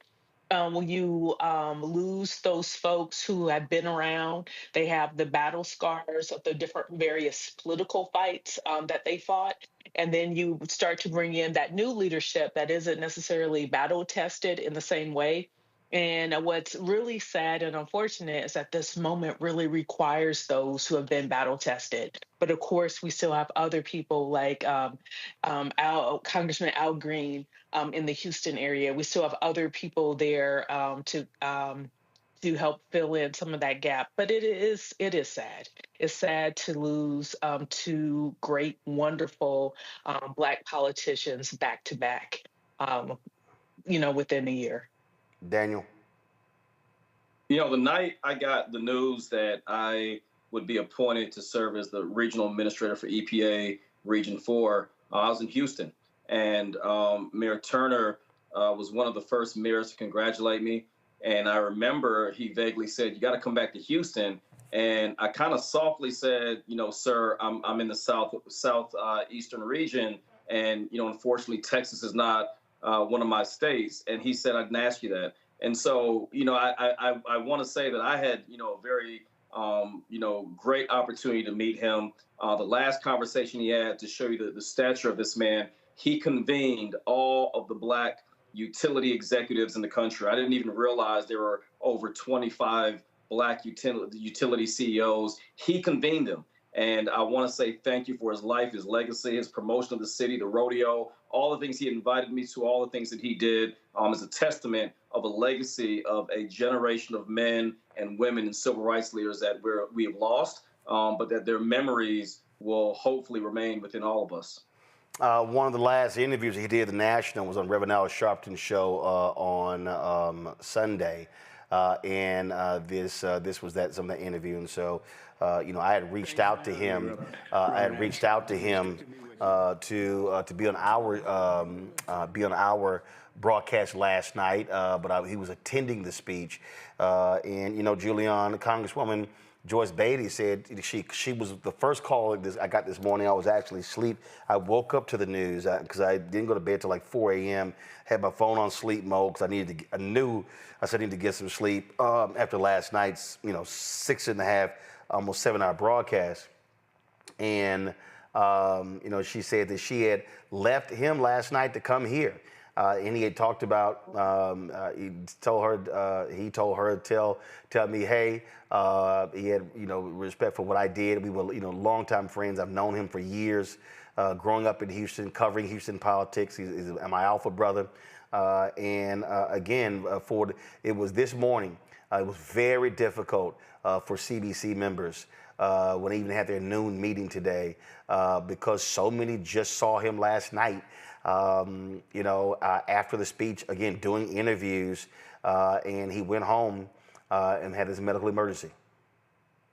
Roland, I had the pleasure of meeting Mayor/Congressman Turner on a couple of occasions. I enjoyed and appreciated, we discussed some of his environmental stances. He was close to a number of African-American people who are environmentalists. It is a great loss. I mean, I echo what my colleagues have said. It's a great loss. And beyond that, there are a couple things that we all have to think about. One is succession planning. The loss is great. We will all mourn. Who's next? I think that all too often we have our Black leaders who are on their own by themselves, and we've seen it time and again. And so who's next? Who's up next? Who's got next? I think the other thing that we really have to think about is the double blow that Black Houstonians are experiencing with the loss of both Sheila Jackson Lee and Sylvester Turner. That's a lot. It's really a lot. And so we have to lift them up with positivity to talk about, again, what's next. But the third thing, joy comes in the morning. Something positive will come out of this, even though I personally, like I said, I didn't know the brother well at all, but we had been in each other's company a couple times. He actually teased me about something I said or did, which is not unusual for anyone, but we got a good laugh out of it. So we'll all miss him, but as we miss him, we have to A, lift up his legacy, and B, live in his light. Folks, February 4th, he posted this video talking about the dismantling of these federal agencies. Listen. This is Sylvester Turner. A lot has happened in D.C. over the last 14 days, but one of the most egregious things that has taken place is that Elon Musk, this billionaire, this tech guy, has literally taken over the U.S. Department of the Treasury. And in his possession happen to be your personal financial information, tax information, information on your Social Security, Medicaid, and the list is endless. Now, on January the 20th, we inaugurated a president. We did not crown a king. But since January the 20th, after one executive order after the next, this president and those who work for him on his behalf have gone too far. To have your personal, private information in their possession, and no one knows how this information will be used, is outrageous. It's egregious, and it's repugnant to all of us as Americans. And no one knows how this information will be used is outrageous. It's egregious, and it's repugnant to all of us as Americans. Today, there was a huge rally in front of the U.S. Treasury. By the thousands, people showed up and said, enough is enough. Our information belongs to us. It doesn't belong to this billionaire. It doesn't belong to this tech guy who can use your information and my information any way you can. It is now time for all of us to stand up, to hold our ground, and to say, no, it doesn't work that way, Mr. President. And we will do everything in our power to change and overturn this abuse of power. We need your help. Speak up and let your voices be heard. And in the meantime, this congressperson from the 18th Congressional District will do everything I can to righten this wrong. We talked about it a few months ago when Congresswoman Sheila Jackson Lee passed, and then again, outgoing Mayor Sylvester Turner delivered this eulogy at her funeral. Thank you so very much. We thought, Elwin, that we would all come and do this together. To the special dignitaries, Elwin, let me just say that it takes a special man to be married to Sheila Jackson Lee.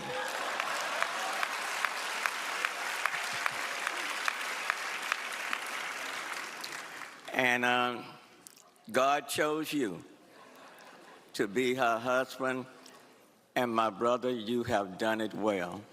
So I want to congratulate you for a job well done.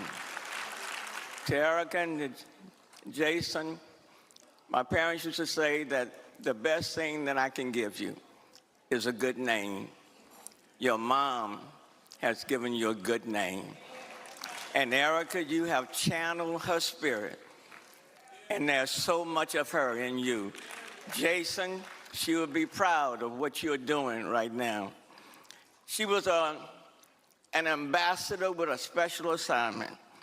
From the local perspective, I want to thank her for standing by North Forest when they were trying to shut North Forest Independent School District down. For the church in Acres Home, Cliffdale, small church, needed a contractor, didn't have the money. She found the contractor. She made the repairs at no cost to the members of that church.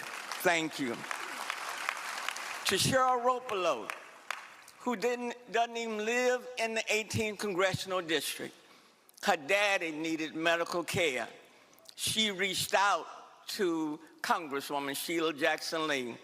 She made the call, and her dad was with her for another 7 years. Cheryl Ropolo wants to say thank you.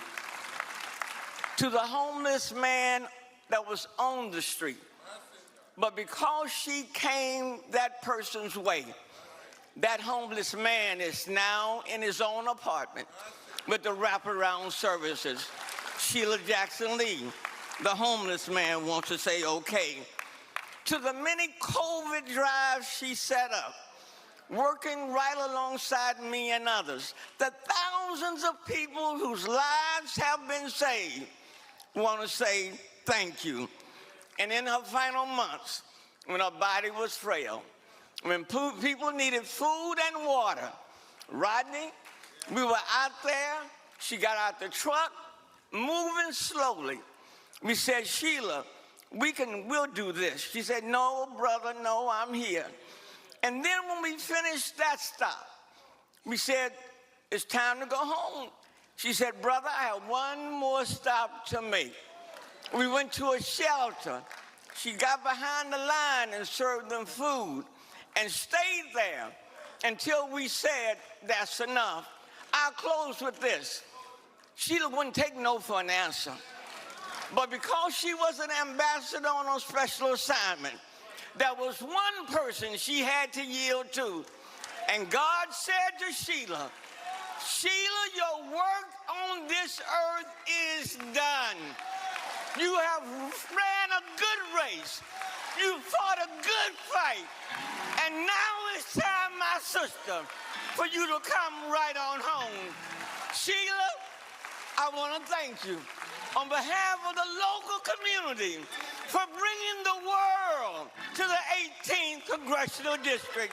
To God be the glory for the good he has done. And the same, of course, can be applied to Congressman Sylvester Turner, dead at the age of 70.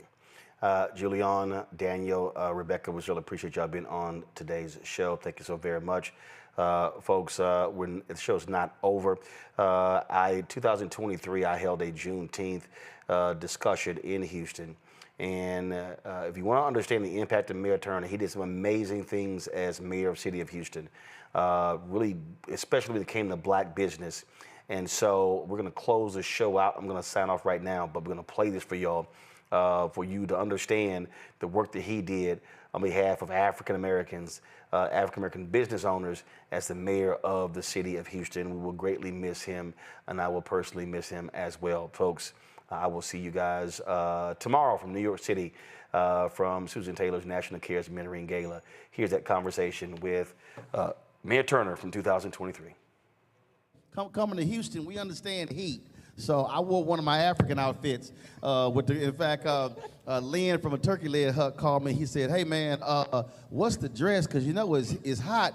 I said, Doc, it don't matter. I said, you come dressed like a chef. He said, cool, linen works. So when he sees you, he going to be real happy. Well, I am certainly dressed down today. No. This is how we roll the Black Star Network. We good with that. All right, glad to see you here, Mayor. First off, I wanted to have this conversation because you're in your final months as mayor. This is about the future of economic freedom for African Americans. Right. And Commissioner Ellis spoke earlier. He got spun. He came in for all y'all got here, so he had a mic first. And we talked about literally the billions of dollars that exist out here in the public sector. And unfortunately, we're not fully tapping into that.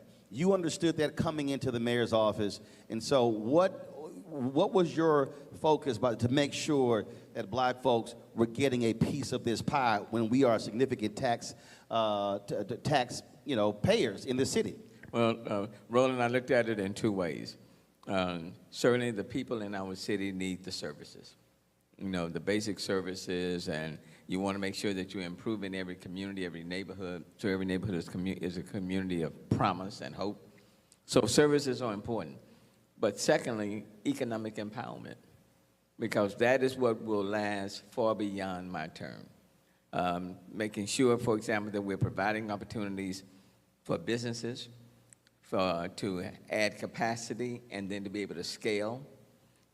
They can then hire, and then that continues, okay? So that was critically important. Number two, the city of Houston, for example, our budget, we just passed the budget a week or two ago, $6.2 billion. And then that doesn't necessarily factor in everything that we're spending, for example, like at the airports and our utility system, all of that. So it's a lot more than that. So it was very, very important when you say that you are the most diverse city in the country, that diversity be reflected beyond just ethnicity, but in terms of where those economic dollars are going. I will, and I am proud to say, that in my term in office, that we have done more businesses with MWSBEs, and more so than any time in the history of the city. And if you drill that down, they'll say we just want to focus on African American businesses. We have awarded more business in dollars and cents to African American businesses at a historic level, more than any time in the history of this city. And so you're talking about just for black businesses, African-American businesses, you're talking about nearly $1 billion going specifically just to African-American businesses. Wow. So, and if I wanted to be exact, you're talking about $927 million. I like specifics. Yeah, I'm talking about $927 million, and that's just up to 2022. That's not factoring in this last year. And the reason that's important, and we talk about this here, because when you talk about that much, $927 million going to black businesses, now you're talking about companies that have employees, folks who are buying houses. When we had my TV One show, the weekly show was 4 years and the daily show was 4 years.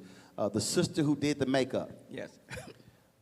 She came, when the show was over, she was in tears, and she says, Roland, I got to thank you. I was like, so why? She said, doing makeup for your show allowed me to buy my first house. Yeah. And here's what by her doing makeup on our show, she's the makeup artist for Supreme Court Justice Ketanji Brown Jackson. Wow.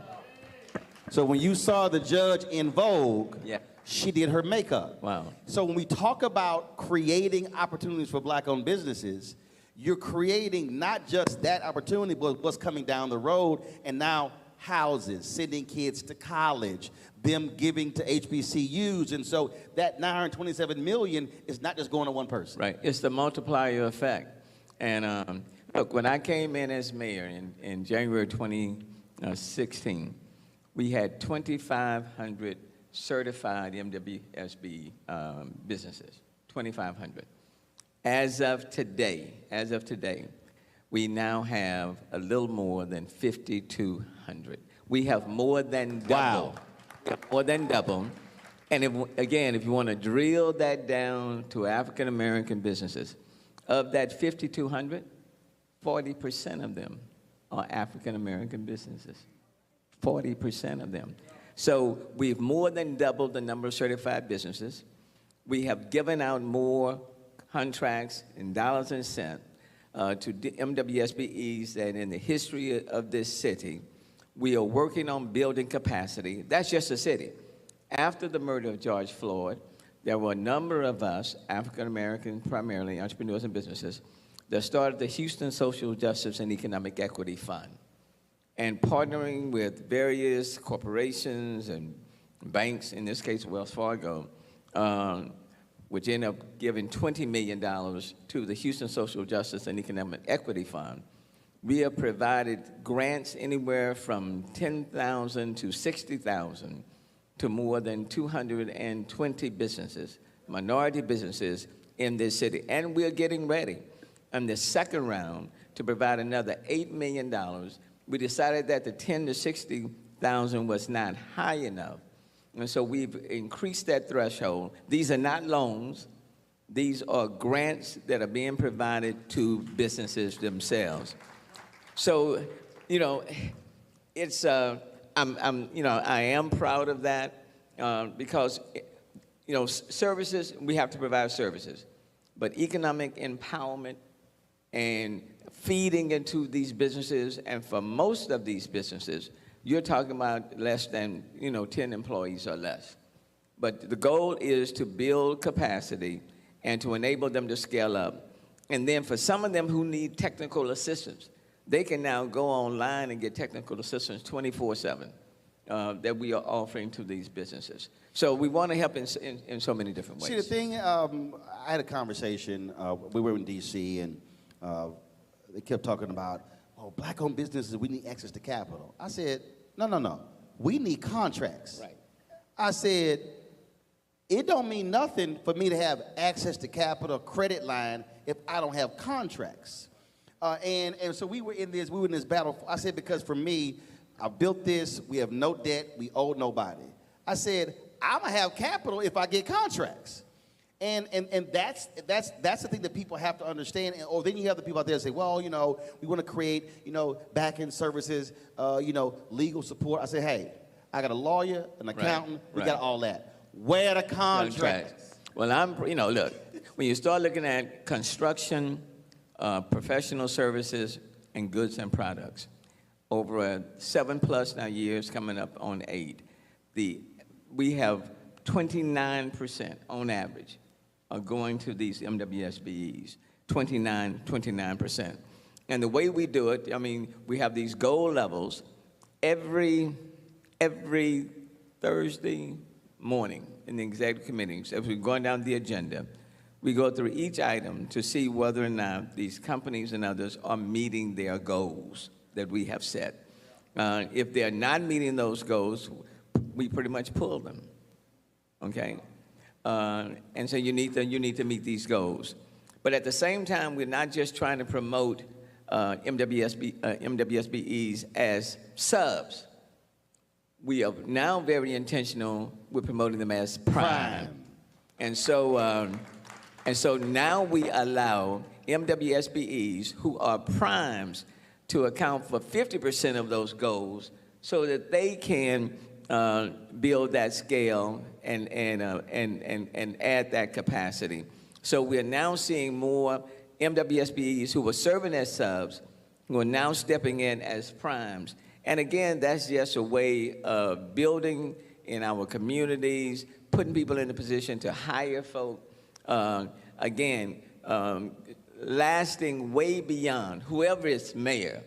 You want these businesses to continue to survive and thrive and grow. See, I think that was the key point you made, and I said this when Obama was president. I said, guys, look, when you term limit, that's it.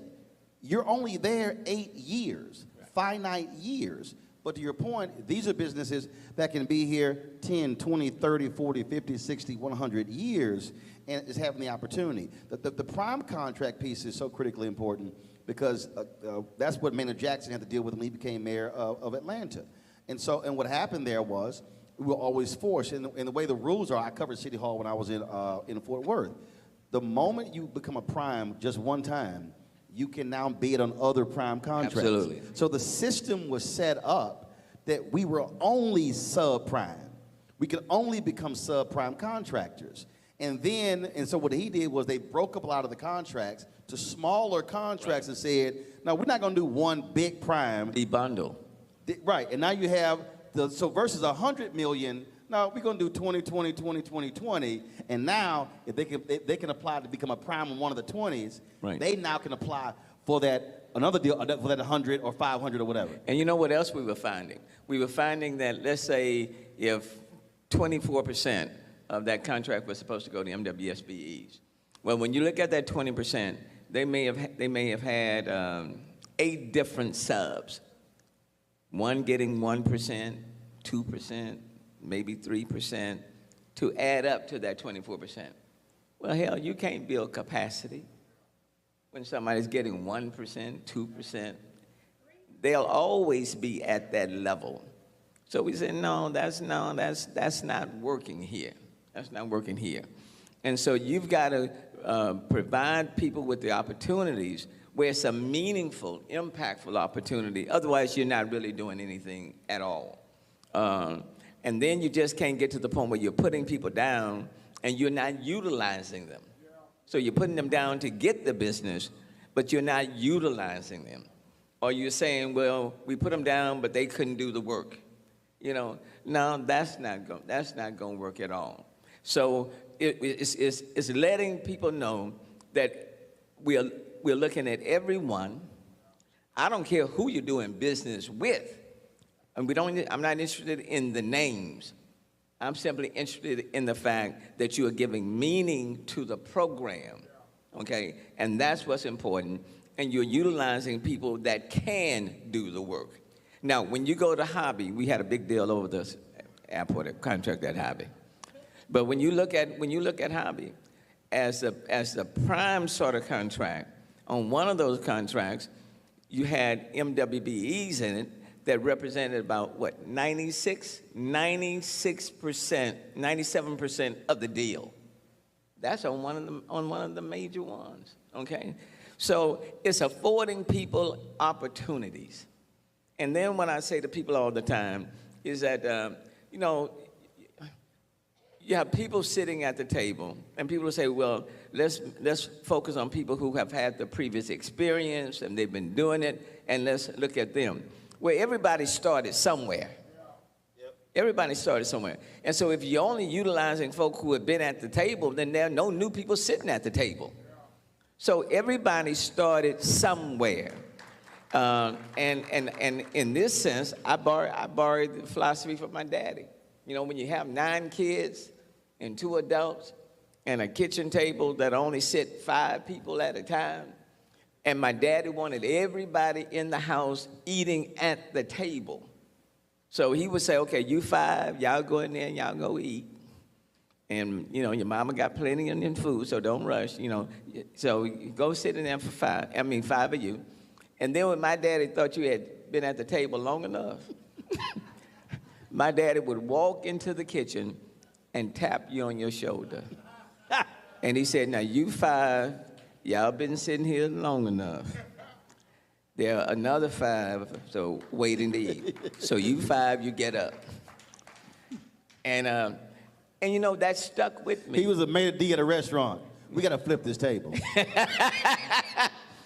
But, you know, but when you're living in the most diverse city in the United States, as long as everyone believes that they will have an opportunity to sit at the table, you're not going to have a lot of fuss and confusion because everybody knows they will have their turn. The problem when you have that you will have is that if there are people who've been sitting at the table and they don't want to leave the table, and there are others who are saying, when is it my turn?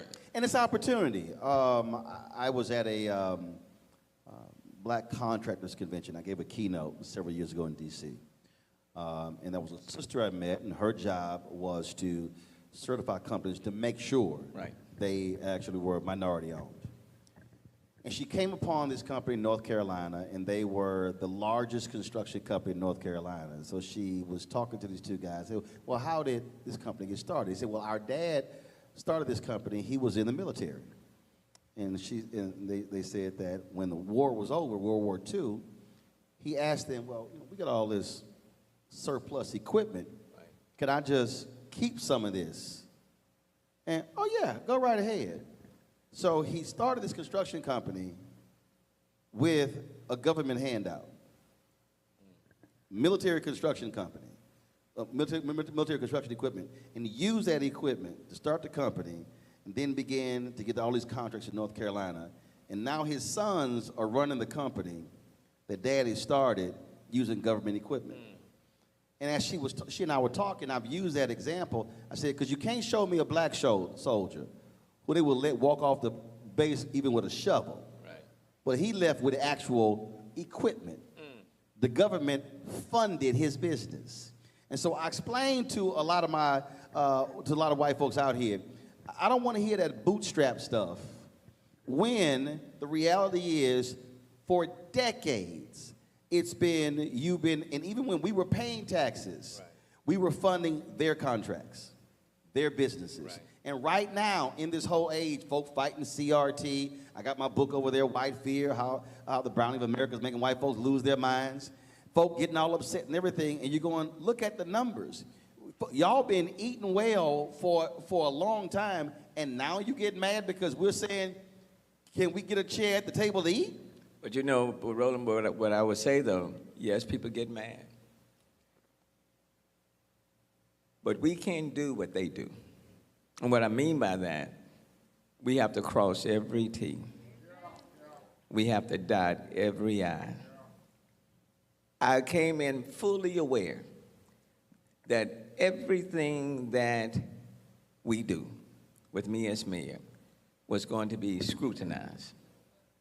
And so you have to dot every I, you have to cross every T, you have to be even more intentional with following the process.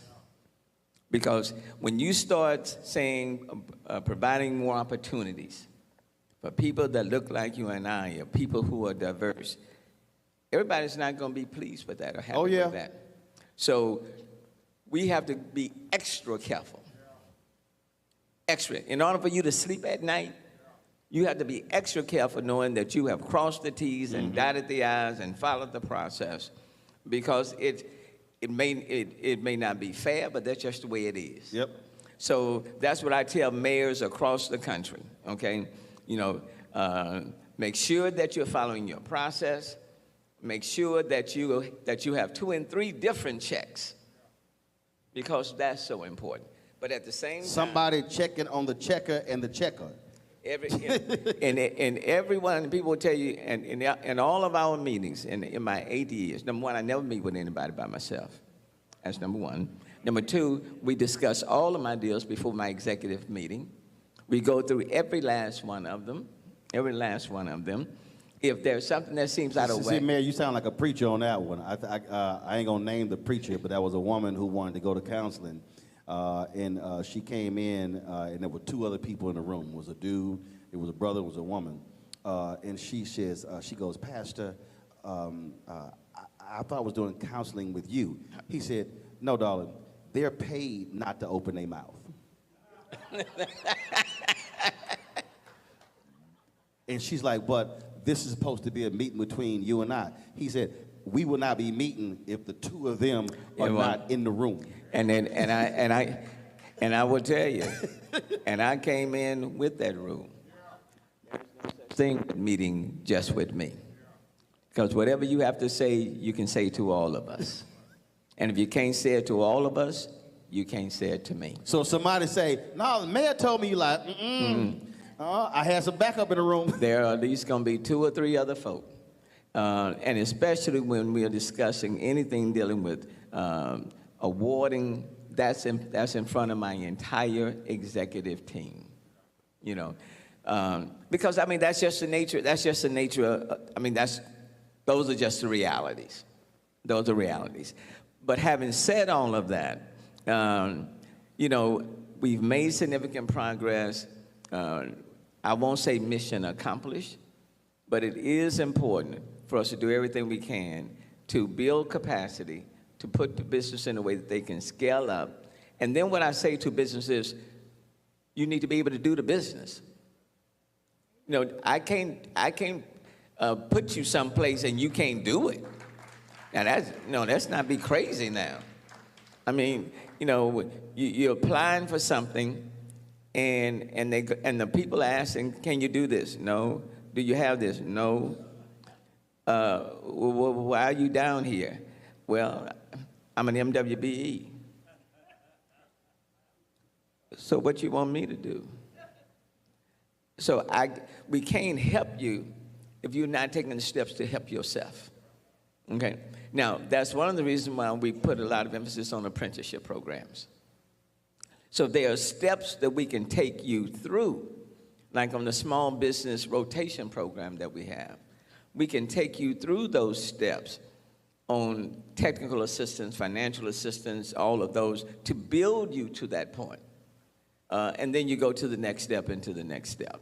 But, you know, but the Office of Business Opportunity, I want to give a lot of credit to Marsha Murray, sister, who has just done an incredible job in the Office of Business Opportunity. And all of my directors, you know, that's important because, quite frankly, before the matters even get to me, I'm on the back end. They have come through the system. So you got to have the right people in the right place in order to move things forward.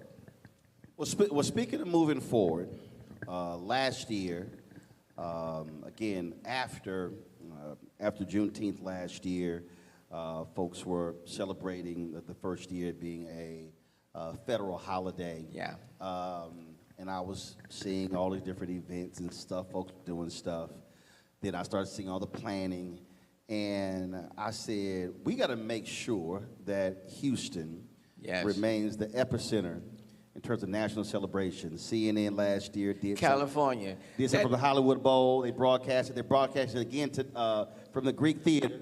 And I was like, I said, how y'all going to broadcast a concert from California? About Juneteenth. Hell, when they entered the Union, they didn't even have slavery. So I had this idea And then reached out to my brother, reached out to different people in Houston. I said, Mayor, we've got to make sure. And so we began to meet with different folks, met with the folks over at Houston First. And so I am proud to announce with the mayor that beginning next year, we're going to be holding the National Juneteenth Freedom Festival here in Houston. Black Star Network, my partners with Urban Edge Network. Our goal is to have our exhibits, have concerts, bring our tourists in, but really make Houston the centerpiece of Juneteenth celebrations, because that's the way it should be, and everything coming from here. And look, and let me thank you, Roland. You reached out. We want to be fully supportive. You know, I saw that last year. You know, you try not to be jealous or envious or whatever.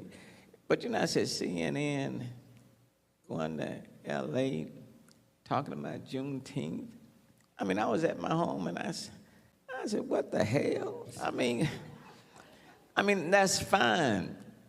But you can't ignore the fact that General Granger came to Galveston and on that veranda read Article 3.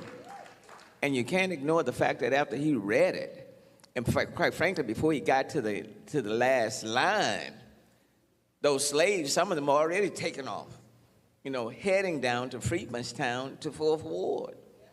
And then when he finished it, the others, well, there were some, because even when they were told that they was free, you know, just the words don't set you free. Right. You got to set your mind free. Right. So there were some who were still standing still after the man said y'all free. You know, so many of them stayed at Galveston, but the rest of them took off. And so how can you ignore that? And then I got to give my brother, good friend, former state representative, yes, sir, Al Edwards. Yes, sir. I got to give him a lot of credit, because Al took a lot of crap in the legislature. Well, I was in D.C. Tuesday for the Juneteenth concert at the White House. His son was there. And saw Opal Lee there, gave her respect. I told a whole bunch of people there, I said, let me be real clear. I said, first of all, y'all, this was a state holiday in Texas first. I said, and it was my Alfred brother, Representative Al Edwards, and I said, let's not lose sight that it was a whole bunch of folk for years and decades who were saying it should be a federal holiday. Right. So, I certainly want to acknowledge Al Edwards, because if we are not careful, we will rewrite our own history. And that's precisely why I said, no, we got to do this thing, national festival in Houston, multi-event, whether we want it done big. Oh, yeah. Now, I won't be the mayor next year when it happens, but I can certainly help feed the success of the program. Yes, sir. While I'm here. I don't know who the next mayor will be, but I know that I'm the mayor right now. So we're already planning to assist for next year. Yes, sir. And so when I was in D.C. And I pulled Congresswoman Sheila Jackson Lee aside, and I mentioned this, she goes, now, you know, I'm sponsoring this Juneteenth trail, and they got all this stuff. Don't leave me out. I was like, Congresswoman, I got you. Breathe. I said, breathe. I'm not going to leave you out. I was like, breathe. So I told her, I said, don't worry about it. I said, it's all good. Take your time. But thank you, Roland. Yeah, thank you for what you're doing. But the whole point of this is absolutely to make it big, to make it national, and make sure those morning shows are broadcasting from here, and then when we're telling the story, but not just telling the story, getting people to understand the locations, Freedmanstown, right. Emancipation Park, all of that history there, because you're right, my fear, and I've been telling everybody, don't just be having concerts. Right. Because normally we say it's a party with a purpose. We're flipping this. This festival is going to be a purpose with a party. Right. And economic freedom is going to be a part of right. that. And that's why we definitely want to do it here and keep it here. So I appreciate your support for it, and we're looking forward to doing it up. Well, you know, you're placing your name on it, and you know you got that national name. You know, you started with the Defender, you know, and now you got that national brand. So we want to take advantage of that national brand to now redirect the attention. Oh, yeah.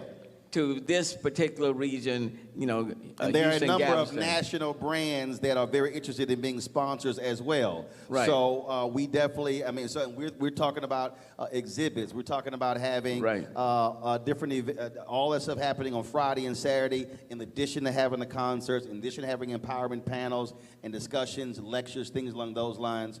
And we want it to really be centered in as we talk about here, a major part. It will be utilizing African American vendors and companies and wanting them out to showcase their wares, because that's, for me, and I keep telling everybody, Juneteenth for us was not about just barbecue. Right. We had voter registration taking place at Juneteenth events. We had economic discussions. Right. So when we talk about freedom, we're talking about freedom. And all of those issues are as pertinent today as they were 100 years ago. And in many, many ways, they're even more relevant and more pertinent. And information is empowerment. Yep.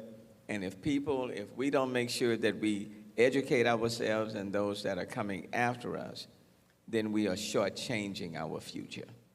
And you don't want to do that. So let's party, but at the same time, information is highly important and is relevant today. And so we want to make sure that we are working with you and providing the necessary support, because you know, either you go big or you go home. And if you can't do it on a Houston scale, and I think that may be one of the reasons why they went to L.A.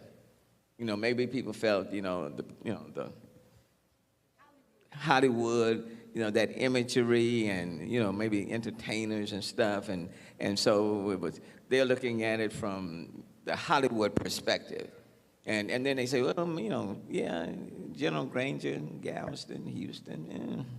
But see, for me, that's always a problem. If you only want to focus on the Hollywood angle, but you want to leave the history out, then all it ends up being is just a concert. But we can do the history.